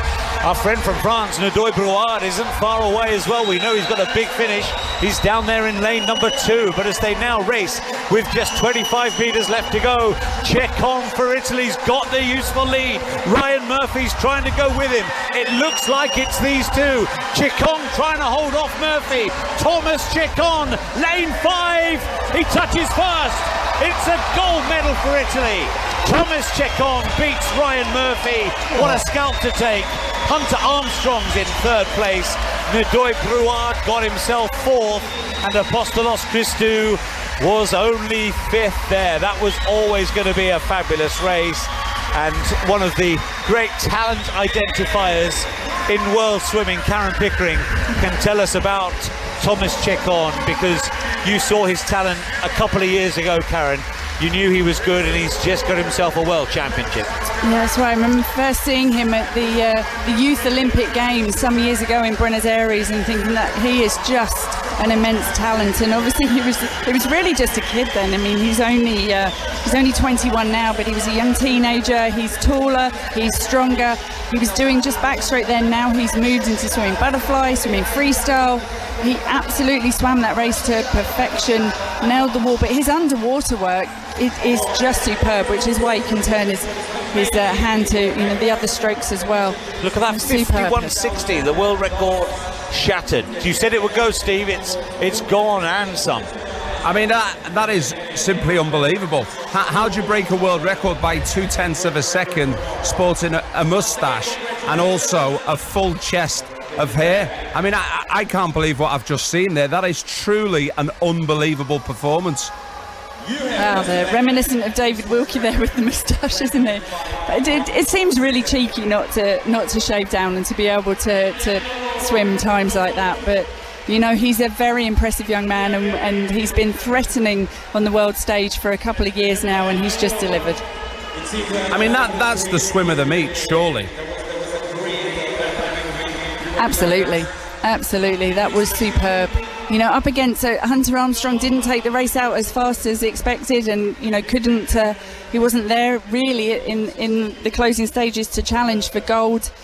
It was a good effort from Ryan Murphy, and the experience of him really showed there. He was struggling in the heats of the semi-final, but you can't rule out the previous world record holder, and he came through to get that silver medal. But what a swim by Chekon. Worth pointing out, Steve, as well, that this fella, Thomas Chekon, was the Italian who swam so well in the 4x100 freestyle relay to just deny Tom Dean that bronze medal. So we saw earlier in the week how good he is, how versatile he is, great at freestyle. He was fifth in the 50 fly as well. He's a really talented kid, isn't he? Well, I think the scary thing is he might be targeting Europeans. If he's turning up and he's not even bothered to shave down, this may not be the meet of his summer. And we alluded to it before. Often those people that do miss out, and he came fourth of last year in the Olympic Games, of course. He's turned up 51.6. I wasn't sure Ryan Murphy's world record was capable of being broken, but what a treat we've just had tonight. Amazing. Absolutely, and you, like you said, not expecting that world record was going to be under threat. It seemed one of those ones that was going to take a little while. You've got some talented backstrokers coming through, but that maybe it would be Paris they would be threatening, and there he is in the pool, unshaved, with a moustache, breaking a world record. No, it was great to see. Still lots more action coming up, but we're going into a victory ceremony. So we've been talking about it for a while, but Tom Dean, he picked up the first medal of the championships. He finished third in the 200 metres freestyle, and as we've been chatting about it, Karen Pickering spoke to him after the race. Tom Dean, it was a bronze medal, but my goodness, that was a painful way to swim that race. Yeah, it was. It's a learning experience.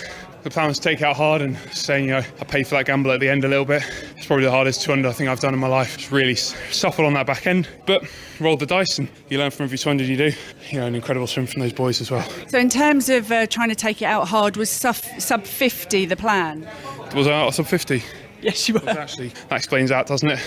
Well, yeah, there you go then. I mean, people don't go out sub 50 and come back. It hasn't happened in the world of swimming for, God, I don't know the last time it happened. I don't think even, the world record was out under 50.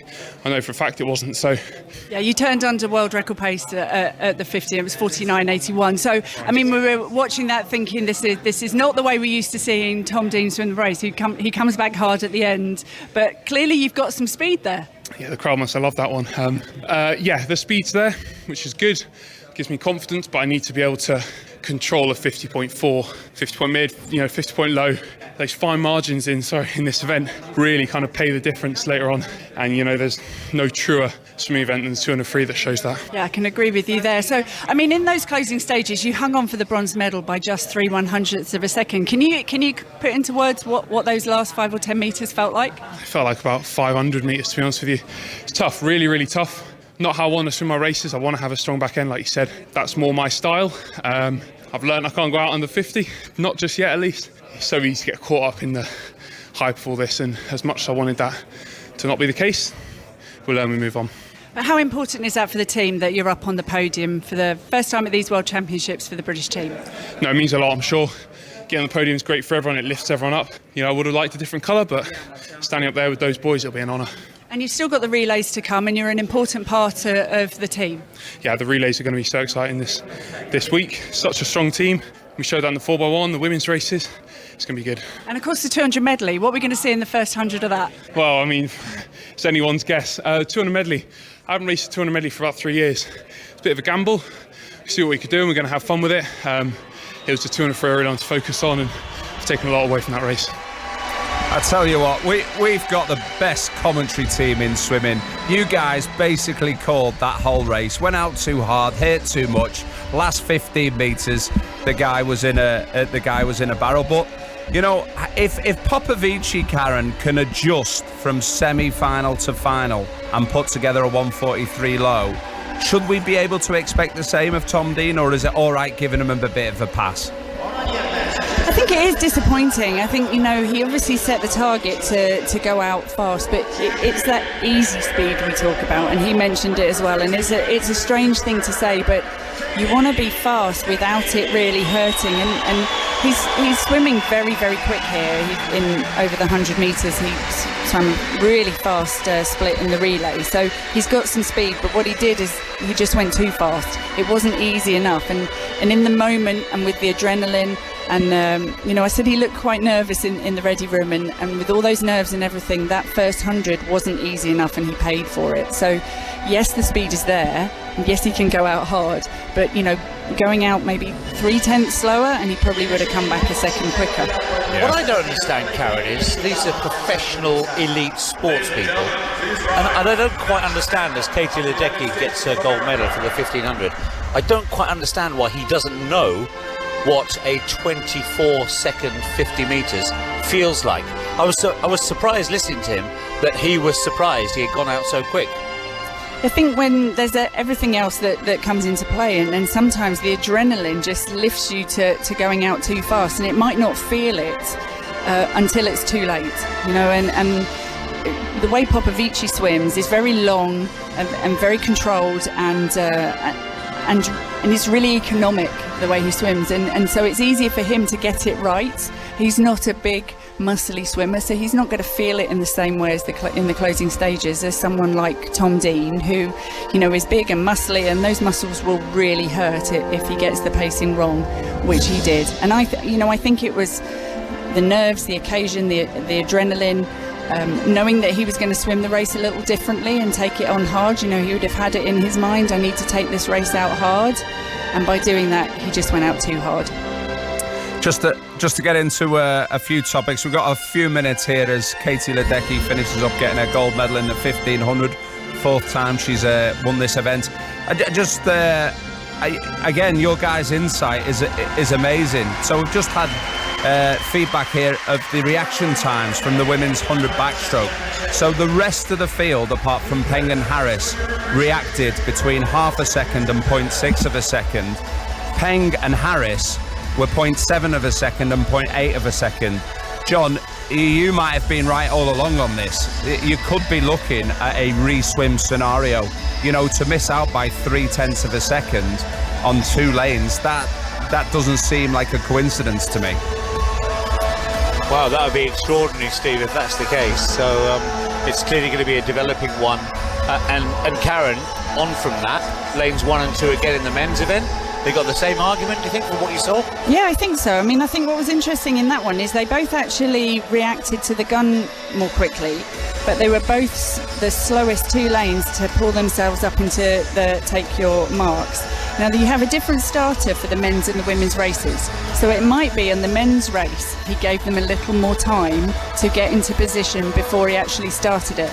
And in the women's race, they literally were still pulling themselves up when the starting signal went, so they had no time to get back on turn. So I would say lane 1 and lane 2, there is a delay on them hearing take your marks. And interesting, Steve, that in the men's event, Johan Nadoy-Brouard for France in lane 2 eventually finished 4th.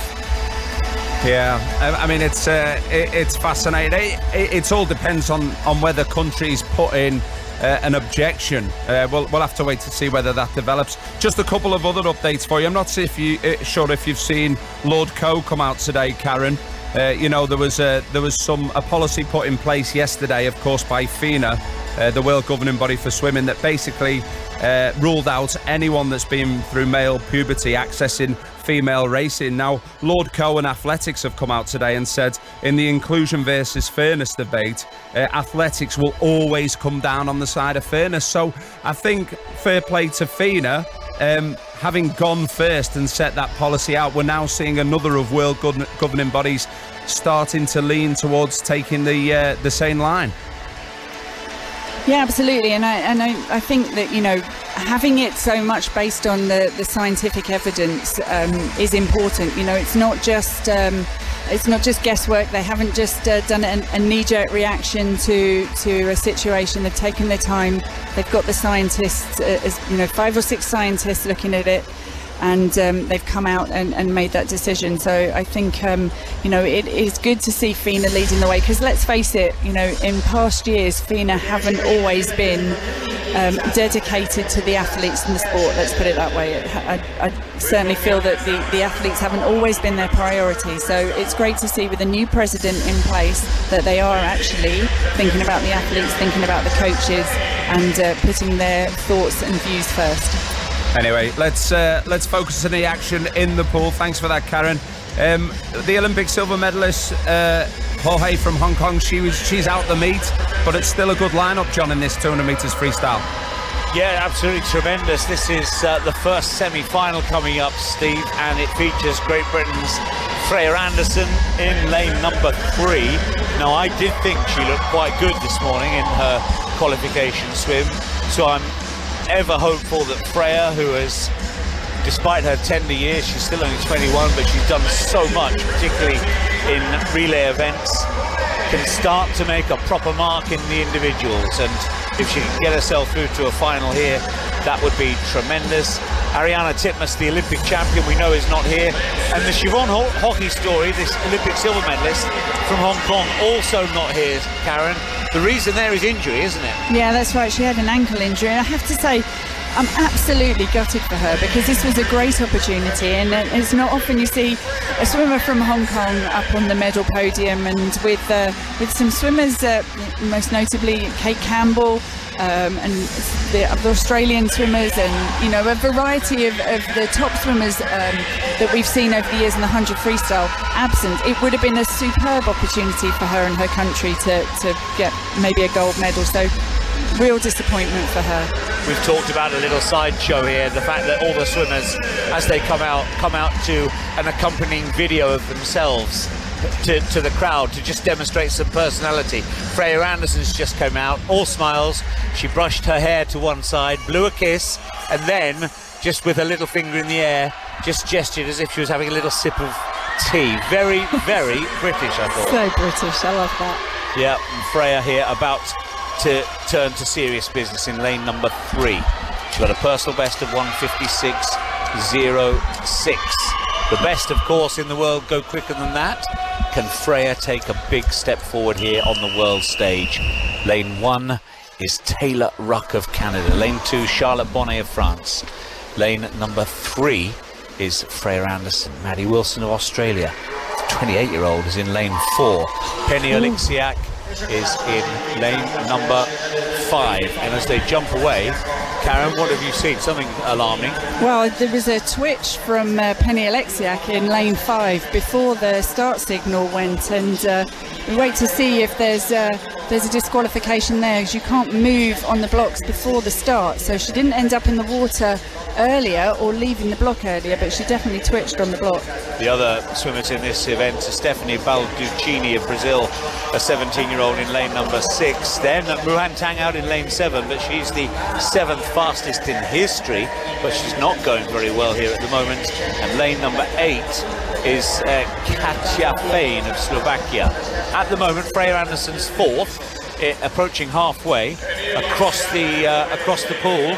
We have got Penny Alexiak showing up strongly, with Charlotte Bonnet and Taylor Ruck swimming fast, and at halfway Freya Anderson's in 4th place. And if Freya can find her usual strong finish, I think she's in good shape here, Karen. Well, she looks absolutely effortless as she's swimming. That first 100 freestyle really didn't look like she was putting in any effort, and now she's just picking off swimmers as she works her way through the field. She looks exceptionally comfortable in lane 2. This is a great swim from Freya. And to me, Alexiak looks to be fading a little bit. Over on the far side, Taylor Ruck, Charlotte Bonnet and Freya Anderson, they're 1, 2, 3 as they make the final turn in the race. Balducini's moved into 4th place, and Maddie Wilson and Penny Alexiak off the pace now. Alexiak back in 7th place. A marvellous statement swim developing here from Freya Anderson of Great Britain in this semi-final. She's just moved to the front. Maddie Wilson is coming with her though, weakening Charlotte Bonnet and Taylor Ruck. And this is a tremendous swim that takes Freya Anderson through to a world final. She's won the semi-final in 1:56.05, the quickest she's ever been. And that is how to do it. Well done, Freya Anderson, the 21-year-old. She swims out of Bath. We always knew individually she had that sort of swim in her, and she's delivered. Fantastic. And you're right, Karen, Penny Alexiak's been disqualified. Yeah, lane 5, she led for part of that race, but she's been disqualified. That'll be for moving on the block at the start. She faded out of that race, I have to say. So regardless, she wasn't a threat to Freya Anderson in the end. But Freya, my goodness, she swam that to absolute perfection. You know, I've watched her swim a while, and I've always thought that her stroke really lends herself to the 200 more than the 100. She looks so effortless at the halfway point, and with about 10 metres to go, she just found another gear. She saw Maddie Wilson coming through. She picked up her leg kick. She went a bit quicker with her arms, and I think there's more to come from Freya. If she does 150 exactly the same, I think she's got a last 50 in her that she'll be going a 155. That was tremendous. And when you think, Steve, as well, she's already swum the 400 this week and has had a relay swim too. Day 3, Freya Anderson's produced a beautiful swim, one of the best individual swims of her life. Oh, it was just what we all needed, wasn't it? That's the tonic. Personal best time from Freya Anderson, and beating a quality field as well. I mean, Karen, this is your event. You've been world champion on the 200 freestyle. Do you think she can get in the mix? Is it too much to hope that she can get in the mix for the medals? No, I think she can. I think she's inexperienced, I think, on the world stage, really, on the 200 freestyle. So, and we've seen already today that you can get your pacing wrong. But I think if she swims exactly the same 100 and then just, with a bit of pride and a bit of grit in the second half of the race, I think she'll be in the mix. Molly O'Callaghan, who we're going to see in a moment, is probably the favourite. Ariana Titmus, the side who's not swimming at these championships, she's got the fastest time in the world this year, so she's swimming well. She had a great split in the 4x100 freestyle relay to help Australia to the gold medal, so she's on great form. It's going to be tough, but there is a medal up the shout for Freya, I think, for sure. Second semi-final then, after all of that excitement. Freya Anderson has set the standard.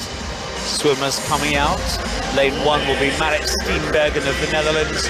2 is the 20-year-old Isabel Goes, who was 5th in the 400-metre event earlier this week. Molly O'Callaghan, part of the gold medal winning 4x100 team for Australia. She's rapid. She's the 2nd fastest in the world this year. She swam a 1:54.94 earlier. Remember, Freya Anderson's just got 1:56.0. Then we have Zhuang Wang of China, in lane number 4. She's the 8th fastest in history. Leah Smith of the United States in lane 5. Yanga Segal of Slovakia is in 6. Erica Fairweather of New Zealand in lane 7. And a 15-year-old American, Claire Weinstein, has made her way into the semi-final here. And in her heat, she went slower than her personal best. She's capable of better. I'll be keeping a close eye on her, given how we know that young swimmers can drop so much time so rapidly. So that's the setup. Molly O'Callaghan, though, clearly the standard setter in this second semi-final. But it's really given the latter stage of this evening a boost, that, from Freya, hasn't it? Yeah, it has. That was such an experienced swim. And you're right, she's been around for such a long time. You forget that she is only 21 years old. But the 200, relatively a new event for her. So still some learning to be done, but superb there. She was lucky all the action was happening over that side of the pool in the closing stages, which really suited her. Wonderful stuff. Freya Anderson then on song. Earlier on, Tom Dean with a bronze medal in the 200 freestyle. And Neddy Harris finished 7th in the 100 back, but controversially so, we think that the starting mechanism counted against her. That's our supposition anyway. More on that to come, of course. But here's the second semi-final of the women's 200-metre freestyle. Let's see who can match what Freya Anderson has just done. Molly O'Callaghan, lane 3, goes off very quickly. Lane 6 is Segal of Slovakia, also a really fast starter, and Erica Fairweather is also well up there early on. So let's just see how things develop as they make the first turn in the race. And as they do so, O'Callaghan, you didn't need to be a genius to work out that she'd probably be in front. But she's only just in front from Yang and also Steenbergen and also Segal, who is still well there. But Molly's got a lovely, languid style, hasn't she, in the pool? Yeah, again, some of these swimmers just make it look very, very effortless when they're swimming. We talk about the easy speed, and that's an example of it right there. She's swimming fast, but her arms look long and smooth as she leads the way. She's got a good leg kick, though. You know she's working because her faster leg kick's going.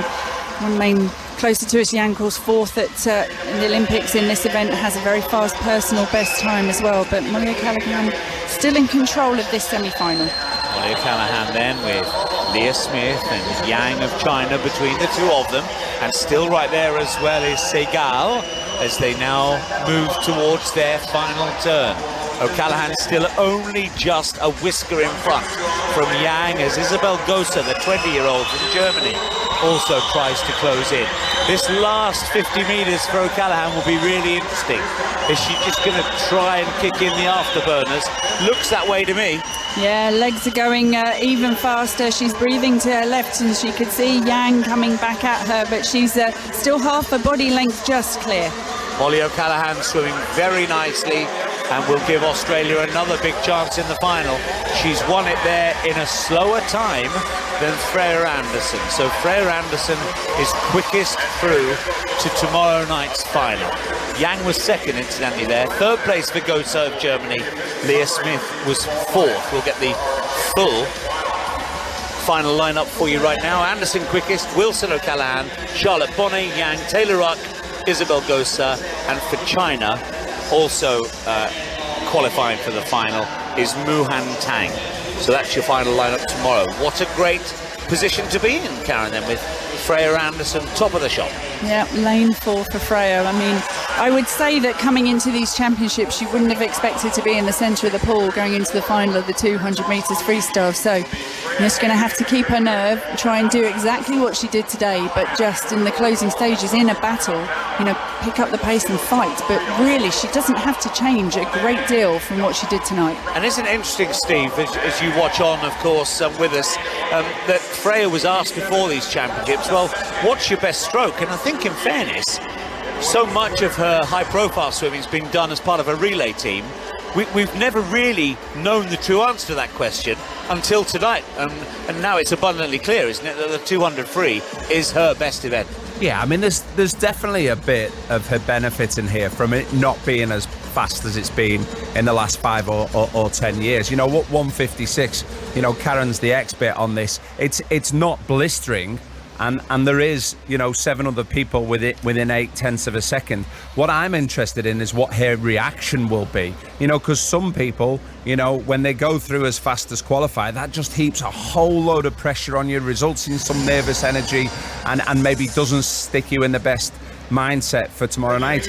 Or the opposite response is that you can get totally up for it and realise that this is your opportunity and to grab it with both hands. I mean, what do you think, Karen? Well, I think the key thing for her really is, and you know, her coach can say to her, you can do 150 metres exactly as you did it. So you don't have to change any tactics, don't have to do anything differently. You just stay in control, stay calm, and then work the second half. But particularly the difference will be, she picked up the pace a little bit. I saw her just change gear, you know, with about 15, 20 metres to go. She just slightly picked up the pace, so it's there. We know she's got speed. If she just starts to do that with 50 metres to go, you know, she's got quite a bit of time there she can drop. And in the race, in the mix, if she can keep her nerve and swim it how she swims best, not change really anything, and then, you know, I think she'll be battling for a medal. I'm so glad, John, that Karen is on this team, because I thought for all her worth she was a 400 swimmer. So it shows who the talent on this team is. But let's cross She gave fingers. it a go, Steve, didn't she? She gave it a go, winning British Championships, finishing strongly there, but it didn't really work out for her in the 400 earlier this week at all for Freya. But I think if the 400 though, you have to really want to do it, because it's a hard race, it's a painful race, and you either commit to it and it's got to be your event or not. You just can't go into it with not 100% effort, and I think she just didn't go into it. It's not her best event, so she didn't commit to it like you need to for that event. Yeah, for sure. I mean, we've got 2 more events coming up. The men's 200 metres butterfly, that'll be with us in about 5 minutes time, and then we've got 1 more Brit going in a final. That's at about 6:45 tonight. Of course, Molly Renshaw in the 100 breast. John, I know you've had your eyes on Pilato. She got disqualified last year, you mentioned yesterday, in the 100 breast. I wonder if she can emulate what Thomas Cocon did in the 100 back and win another gold for Italy, who are absolutely flying at this meet. Well, look, she's really rapid, isn't she? But you know, lurking there as well is Lily King, who looked a bit ropey, dual world champion. She's out there in lane number 8. Molly's in lane number 1, of course. But with Molly, you always wonder whether they're just going to be a bit like James Wilby. I think the comparison's a fair one. World-class swimmer, of course, but over 100 metres, there are always swimmers liable to just put her under maximum pressure. And whilst Molly, Karen, will be closing, we know how it's going to work out. Like James, will she be able to close quick enough? And that's the big if. Yeah, that's right. And you know what, I think I'm excited about Ruta Melitaiti swimming as well. You know, 10 years after she won the Olympic Games as that 15-year-old, we couldn't quite believe what was unfolding in front of our eyes in the heat. Could she do it again in the semi-final? Would she be overawed by the occasion? And she went on to win. And now 10 years on, she's 4th fastest going into that final as well. So great to see what she can do too. Given what's happened, Steve, with the starts, which have looked a bit odd in lanes 1 and 2, I wish Molly was in lane 8 rather than 1, I must say. Yeah, let's keep our fingers crossed for sure. Guys, let's get into this 200 metres butterfly. I mean, Christoph Malik, really well covered. World record holder, smashed Michael Phelps' world record.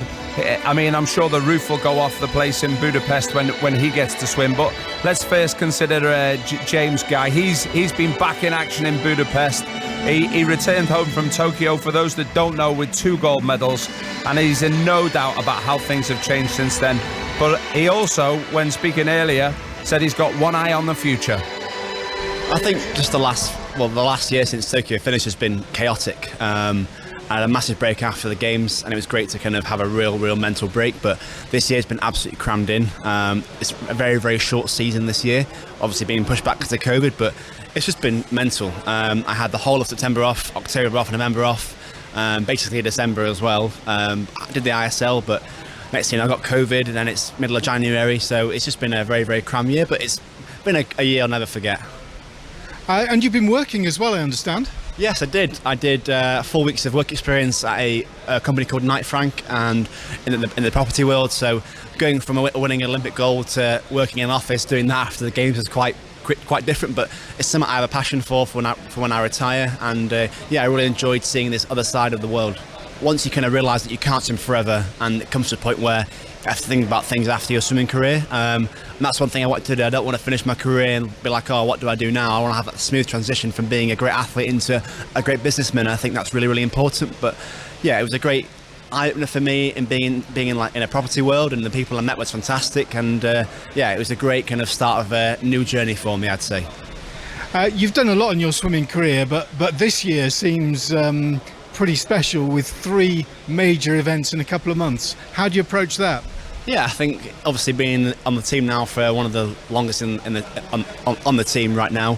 But yeah, obviously this year is really, really different. And I think obviously COVID pushing things back, having a Worlds, Europeans, or Commonwealth Games, that's completely unheard of. So I think we'll just take one event at a time, not look too far ahead, and control what you can control. You can't think about August, think about what's happening in the next few weeks.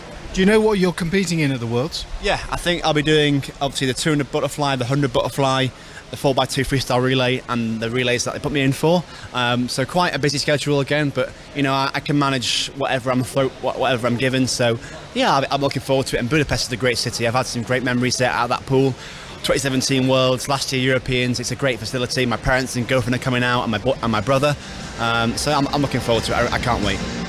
Well, thanks to Mark Shardlow there with the questions. Karen, whoever knew that James Guy was passionate about being an estate agent? I know. Well, could you see him on Selling Sunset? One of those $1 million listing. I could actually. I can just imagine him doing that. I mean, I wouldn't have thought that a double Olympic gold medalist would be prioritising work experience at an estate agency. I think with that sort of thing, Stevie, I think it's great to look to the future. Everyone's got whatever stage in life you're at, you've always got to be looking at the next step and what that holds for you. So I remember in my world that I inhabit most of the time, the world of horse racing, it's only in recent years that jockeys in particular would outwardly demonstrate that they were looking for the next move. It was seen as a sign of weakness, but I think it's eminently sensible. And good luck to James. There's I agree. Having done a couple of 200 flies in my life, I don't know how this is going to go for him tonight. Anyone that's had 3 to 4 months off and then only have less than a year of training, that is an incredibly tough ask for him tonight, isn't it? Yeah, I mean he looked tired in the 200 fly in the heats. I mean, you tell us all the time what a tough event it is, Steve, but he made it look tough this morning. He did look weary in the closing stages, so it will be hard. He has some tough events. The 200 freestyle relay he'll be doing. He'll welcome the 100-metre swims that he's got. Yeah, there was a massive contrast in the heat, Steve, this morning. James looked laboured, got out of the pool, and he was huffing and puffing. He looked tired. Against him in this first semi-final in a few moments' time, as Reagan Smith walks around the pool with her gold medal. That's the current delay. But against him here, Trenton Julian of the United States, who went toe-to-toe with Christoph Malik, looked really slick. And No Ponti of Switzerland, lane 4, he set a new Swiss record this morning, looking really, really good. So I think visually we're going to see it as clear as day in a moment or two when James gets into the pool. If he's shaken off that laboured effort and is back on song, we're going to see quite soon into this race, Karen. Yeah, I would say so. I mean, you try to ease off in a 200 butterfly, and it is going to hurt either way. But he's got to get his pacing right. But if he's lacking a bit of training and a bit of endurance and that solid block of work that most of the swimmers do in the winter, he's really, really surviving off the bank of work he's done in his whole swimming career to get him through this 200 butterfly. Yeah, James just coming out now on his video, thumbs up, points double-handed to the crowd, says I'm here, can offer you a good rate on a new mortgage as well if you want. No, he didn't say that either, but Anyway, Léon Marchand's coming out now, the individual medalist superstar from earlier in the week for France. He's in lane number 7. The Hungarians with a great track record in this, thanks to Laszlo Shea and Christoph Milak, who we'll see shortly. Laszlo Shea now retired, of course, but another great fly swimmer. Ducked this event, Karen. Chad Leclos is here, but he ducked this event as the cheers go up for Tamas Kenderisi, the Hungarian, who's next. Yeah, Chad Leclos not swimming it. To be fair, he looked tired in the 50 butterfly, so I think maybe a 200 a step too far for him. Yeah, maybe. Krzysztof Chmielewski of Poland will be the next one out for this semi-final, and No Ponti will be the last one, the Swiss, lane 4. I thought he looked really, really good. He attacked it, Karen did, Ponti, and I think he and Trenton Julian went toe-to-toe with Milak for 175 metres this morning. I think these two could develop something special here. Yeah, it's interesting for Ponti. He was only 10th in the 200 butterfly at the Olympic Games, the bronze medalist in the 100, so stepping up to the double distance. Expect him to use his speed in the opening 100, perhaps getting more experienced over the 200 now. What do you think? What do you think James will do here? Will he go for broke? Do you think? I often think with James, when all else fails, to snap himself back into action, he will just go for it, and that's my sense here. Well, look, he's in lane 1 of the semi-final. He's got nothing to lose, but the problem with, it's one thing going out too fast on freestyle, but on butterfly, if you go out too quickly, you can barely get your arms out of the water. So there's definitely a balance. He's looking focused, James, hands on hips, staring down his lane number 1, over on the far side of the pool to us. The swimmers are just to our left. We're just above head height here. Our position here at the Duna Arena is a spectacular one. Everything seems so close and vibrant, the colours, the noise, everything's all about world-class sport, isn't it? And James just crosses himself, wanting a little bit of help from somewhere here. He'll need it if this morning's evidence was anything to go by. The start, though, was very good, so too No Ponti. We expected that from Ponti. Gone off very, very fast, and Trenton Julian of America in the middle of the pool, also liable to be quick. But James Guy looks right up there with him in the early stages. He's not backing off this, Karen, that's for sure. No, he really isn't. I think he might just turn first. He does 24.76 at the 50-metre mark, and that is very quick from James Guy in the opening 50. He looked weary in the closing stages, we said, but he is a gutsy swimmer and he's taking this race on, but will it pay off? Yeah, he's a tremendous competitor. How many big names has he taken down in individual races and in particular relays? He fears nobody. He doesn't fear the task in hand here, and at halfway, James Guy of Great Britain is still in front. And rest assured, Trenton Julian and No Ponti were really rapid this morning. No Ponti's now being headed by Trenton Julian in the middle of the pool, but James Guy is still there. This is a swim of great courage from James Guy. Yeah, it certainly is. It's reminiscent of the kind of swim we used to see Chad Leclos do. Talking about him, he used to just take the races on and hang on for dear life in the closing stages, as James Guy at 150 still turning first. No Ponti down into 4th place, so that early pace has really hit him. Now, what kind of guts and determination has James Guy got in the closing stages of this 200? 25 metres left to go. James Guy turned there with a 2/10 second advantage. No Ponti coming back at him as well. Finishing strongly is the talented Frenchman Marchand. James Guy is paddling badly now as the last 10 metres come up. Ponti wins it, Marchand second, Kenderisi third, and James Guy, with all of that courage, faded but clung on to 4th place ahead of the likes of Chmielewski, the Brazilian Deduis, Wang, and also Trenton Julian, who faded to be last. That's a big shot. The American is out of this for sure. A nervous wait now for James Guy to see if he's made the final. But it was a courageous effort, wasn't it? It was. I mean, really, it was up until maybe the last 3 or so metres. He was looking over. There was no swimmer next to him. And the swimmer in lane 2 was a body length behind, but he was looking over on a few strokes to see where he was.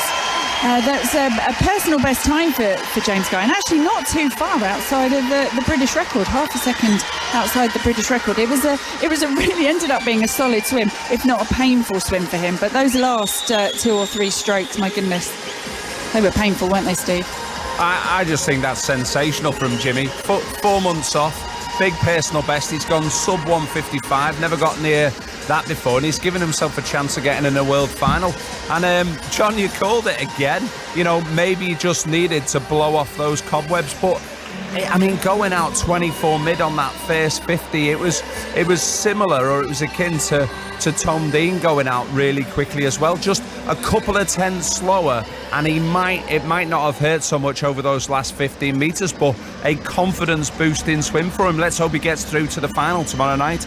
Let's keep our fingers firmly crossed. Incidentally, the winner of that semi, No Ponte, has just shaved off half a second from his PB, going 154.2. It's a tremendous swim. Leon Marchand's just done a personal best by a second as well, so he's keeping his fast swimming going, isn't he? He usually knocks 5 seconds on his PB. Yeah, what's he doing? He's playing. Well, we always thought this event would be electric, and the electricity levels will rise now, Steve, because they're coming out for the second semi. Last out, of course, will be Christoph Milak, the amazing Hungarian, who is going to get a reception and a half in a few seconds' time. I know, Steve, you just love watching him. Yeah, I mean, he's poetry in motion, isn't he? And, you know, I, for one, thought that Michael Phelps' world record in his best event, the 200 fly, would last for decades, but Christoph Milak having none of that, and he absolutely smashed it. And I know he was disappointed with the time that he did, and expects to go quicker, but we're better to do that than his hometown, and his home country in front of a home crowd.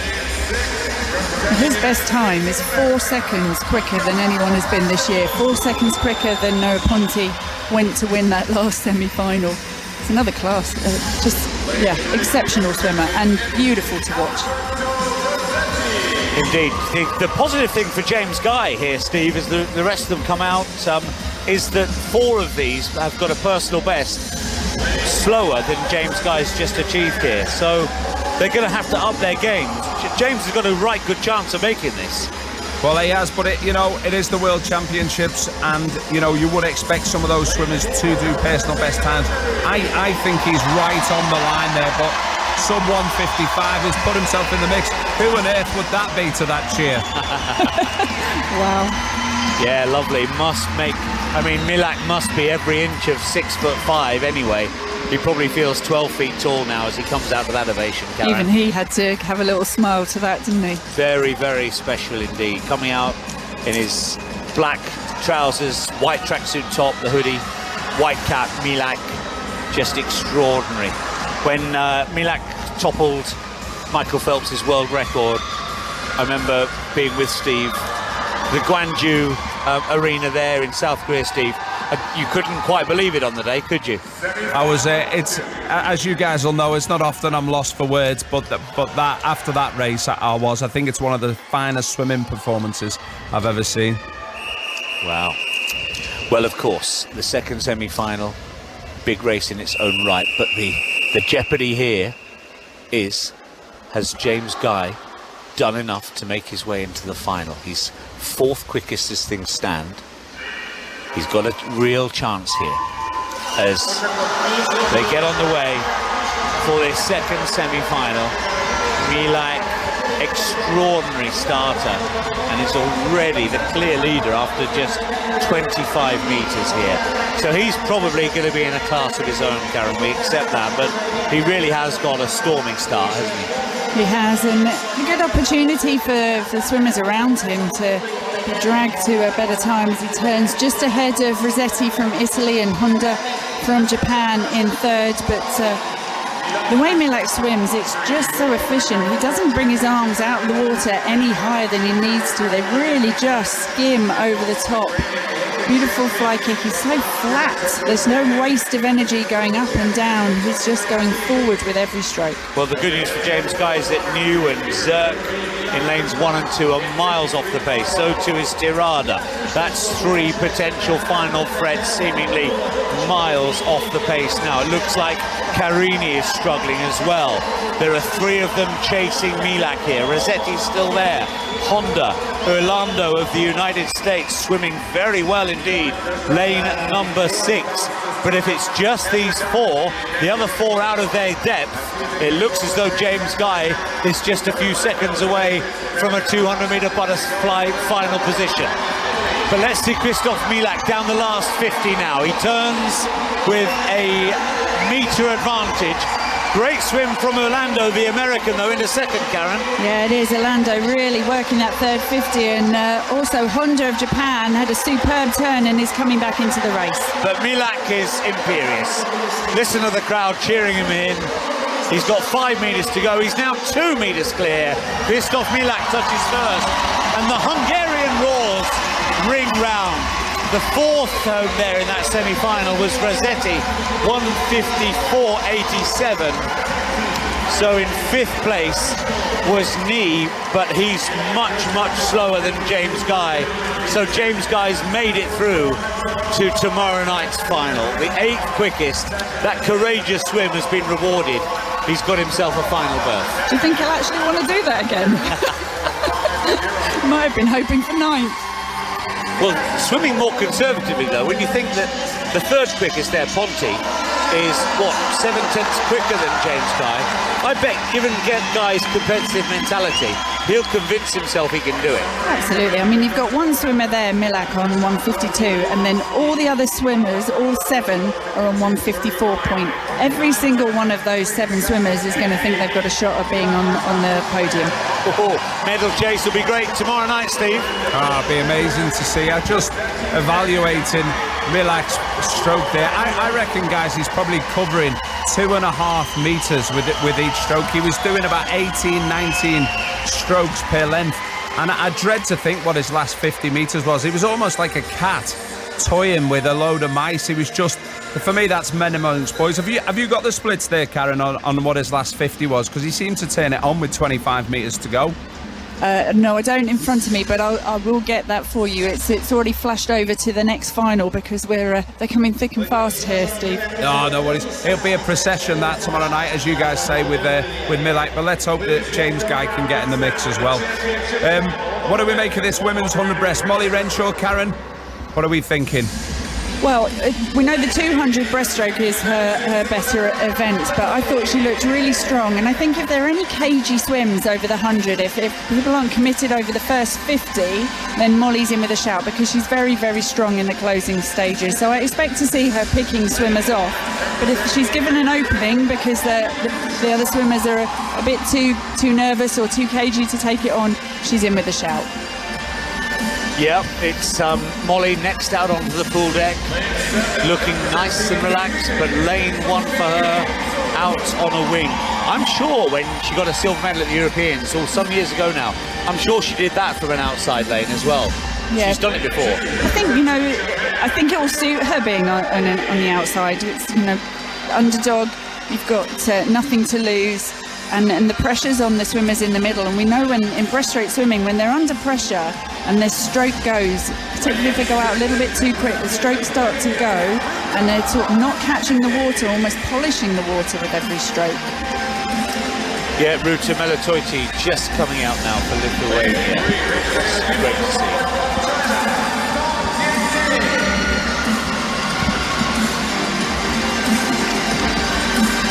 As we welcome listeners to Radio 5 Live back to Budapest. Thank you, Tony, for the next compelling final. It is the final of the women's 100-meter breaststroke featuring 26-year-old Molly Renshaw for Great Britain in lane number 1. Strong lineup, as you would imagine. The youngsters again, Benedetta Pilato and Anna Elent in the middle lanes. lanes 5 and 4 for Italy and Germany respectively. Lily King, the dual world champion, not looking at her best. She's made the final, Karen Pickering, but nearest to us in lane number 8, which is extraordinary to see. And only in because her teammate Annie Laser was disqualified. She was 9th otherwise, so really handed a lifeline there. She is a tremendous competitor, so the fact that she's got a lane always makes her dangerous. And Ruta Melutaiti of Lithuania has made this final, age 25. An amazing story, Karen. Burst onto the scene in the London Games. We thought she'd been retired and had her feet up, but she's back for more. That's right, the 15-year-old who really stunned the crowd, and she trained in Plymouth, so we sort of claimed a bit of victory there, I remember, in London, because she was Plymouth-based, coached by John Rudd, and great to see her back, but she's such a great competitor. She's got herself in the mix. She is still the second fastest swimmer in this in history. The quickest is Lily King. They're both here in this final. Good luck to Molly Renshaw as the Duna Arena falls silent. Away we go, the final of the 100-metre breaststroke. Now, tactically, Molly Renshaw cannot hope to live with the pacier swimmers in and around her. For example, Tang has gone off so fast, lane number 3, making Benedetto Pilato look ordinary in the middle of the pool, and Elent's off the pace as well. So we're not expecting to see Molly Renshaw early. She's got a strong finish. That's right, yeah, she has a real long stroke. She's probably doing one stroke to Tang's 2. The 18-year-old really has taken this out quickly, and she leads at the 50-metre. Benedetto Pilato going well. Ruta Melutaiti turned in second place at the halfway mark. Now we need to see Molly Renshaw start to pick her way through the field. Meanwhile, Ruta Melutaiti has come through to hit the front for Lithuania. What a great comeback story this could be if she could hold on. Molly Renshaw over on the far side of the pool, not making too much late progress. Can Melutaiti hold on from the youngster Pilato? Lily King showing her old class as well. The three of them go to the wall together. It's a touch for Pilato. Pilato's touch first, the gold medal for Italy. Elent was second, and Ruta Melutaiti has got a bronze medal for Lithuania. 10 years after the London Games, that in itself is an extraordinary story. Lily King was 4th, the world champion, beaten tonight, and Molly Renshaw couldn't quite get a blow. She's finished in 8th place there. But the winner is Benedetta Pilato. More success for Italy here in Budapest.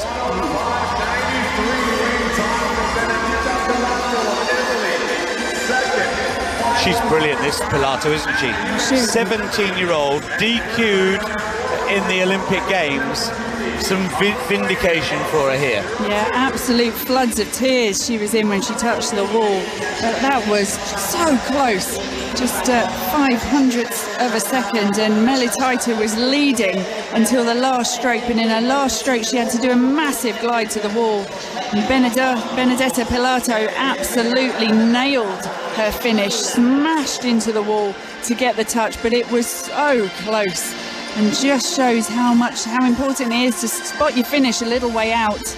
But what a comeback swim from Melutaiti, decade after the gold in London. Wow, Pilato was in tears when she took her cap off, removed it, smashed the water, and now walks out, blows kisses to the crowd. She's jumping up and down. What a contrast to the energy levels of Tom Dean from earlier in the night.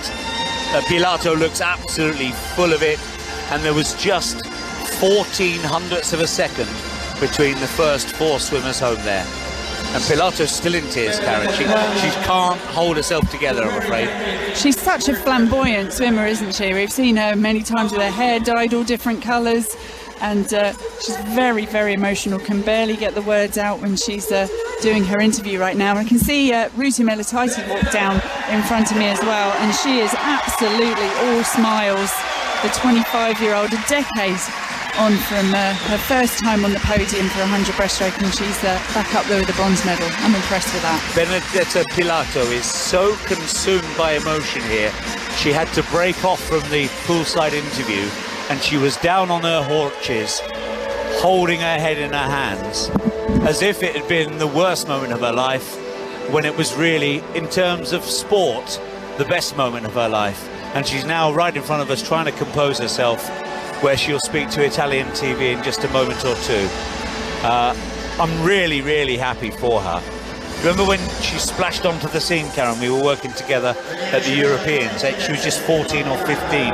And again, you talent spotter, you said then that she had an amazing future ahead of her. And here at 17, it's been realised. Yeah, it was interesting because she was a 50-metre specialist and the 50-metre breaststroke not in the Olympics. So she's had to work hard to be able to do and hold back a little bit so that she could finish her 100-metre races. And she did that well because Tang took the race out hard, but Benedetta wasn't drawn into it. She went out the pace she needed to and just really nailed it on the final stroke there. So that was a superb swim from her. It really was. 105.93. Not the quickest she's ever been, Steve, but she won't care about that, will she? She got the touch by 0.05 of a second to beat Anna Elent and Ruta Melataiti. Lily King showed all of her class. Another inch or two, millimetre or two. She could have had another medal there, but it wasn't to be for the Americans. For her to miss out last year, get disqualified and then go and win that. Tonight feels very much Italy's night with those 2 gold medals. You know, they've matched America with the haul that they've put in tonight, and I would say largely unexpected as well. Yeah, and it's youngsters, isn't it? Two of the younger members of their team coming through, which is exciting. It often happens after an Olympic Games, isn't it? The World Championships, the next ones after Olympics, you quite often see the changing of the guard, and obviously it's interesting here because it's only 2 years to the next Olympics, not the 3 years you normally have from these World Championships. So interesting times ahead and some fantastic youngsters that we've seen. You add into the mix the likes of Popovichi, Léon Marchand. There's some real talent coming through on the world scene. Well, it's been a really interesting night again at the swimming, and you know, if you haven't had your fill on 5 Live Sports Extra with John and Karen and myself, we're actually going to be doing a little bit on 5 Live in about 20 minutes time, so you can get over there. But guys, tomorrow night we've got Freya Anderson. She is the fastest qualifier in the women's 200 free. We're going to get to see Christoph Milak. What can he do in the 200 metres butterfly? And then there'll be a new champion in Adam Peaty's absence in the 50 breast. So, you know, there's just so much action coming on day 4 tomorrow as well, isn't there? Yeah, absolutely, Steve. Really looking forward to it. And I just wanted to just pay tribute to a youngster from Northern Ireland, Daniel Whiffen, who's made the final of the 800 metres as well. He's studying a computer science course at Loughborough at the moment. He's from Northern Ireland. He's a twin with Nathan, his brother, who also swims. But Daniel Whiffen smashed the Irish record to make the final of the 800 metres tomorrow, and it'll be exciting to see how he gets on. Well, Karen, that's it for us. Thanks so much for all the coverage that you brought, and of course to you, John, as well. Let's not forget Lewis Burris goes in 100 free tomorrow. That could be really interesting. And we were Great Britain were the gold medal winners in Tokyo in the 4x100 mixed medley relay. Even though Adam Peaty's not there, let's see what they can do in that. So that's it for our coverage at day 3 of the World Swimming Championships in Budapest. This is the day when Great Britain got their first medal on the board.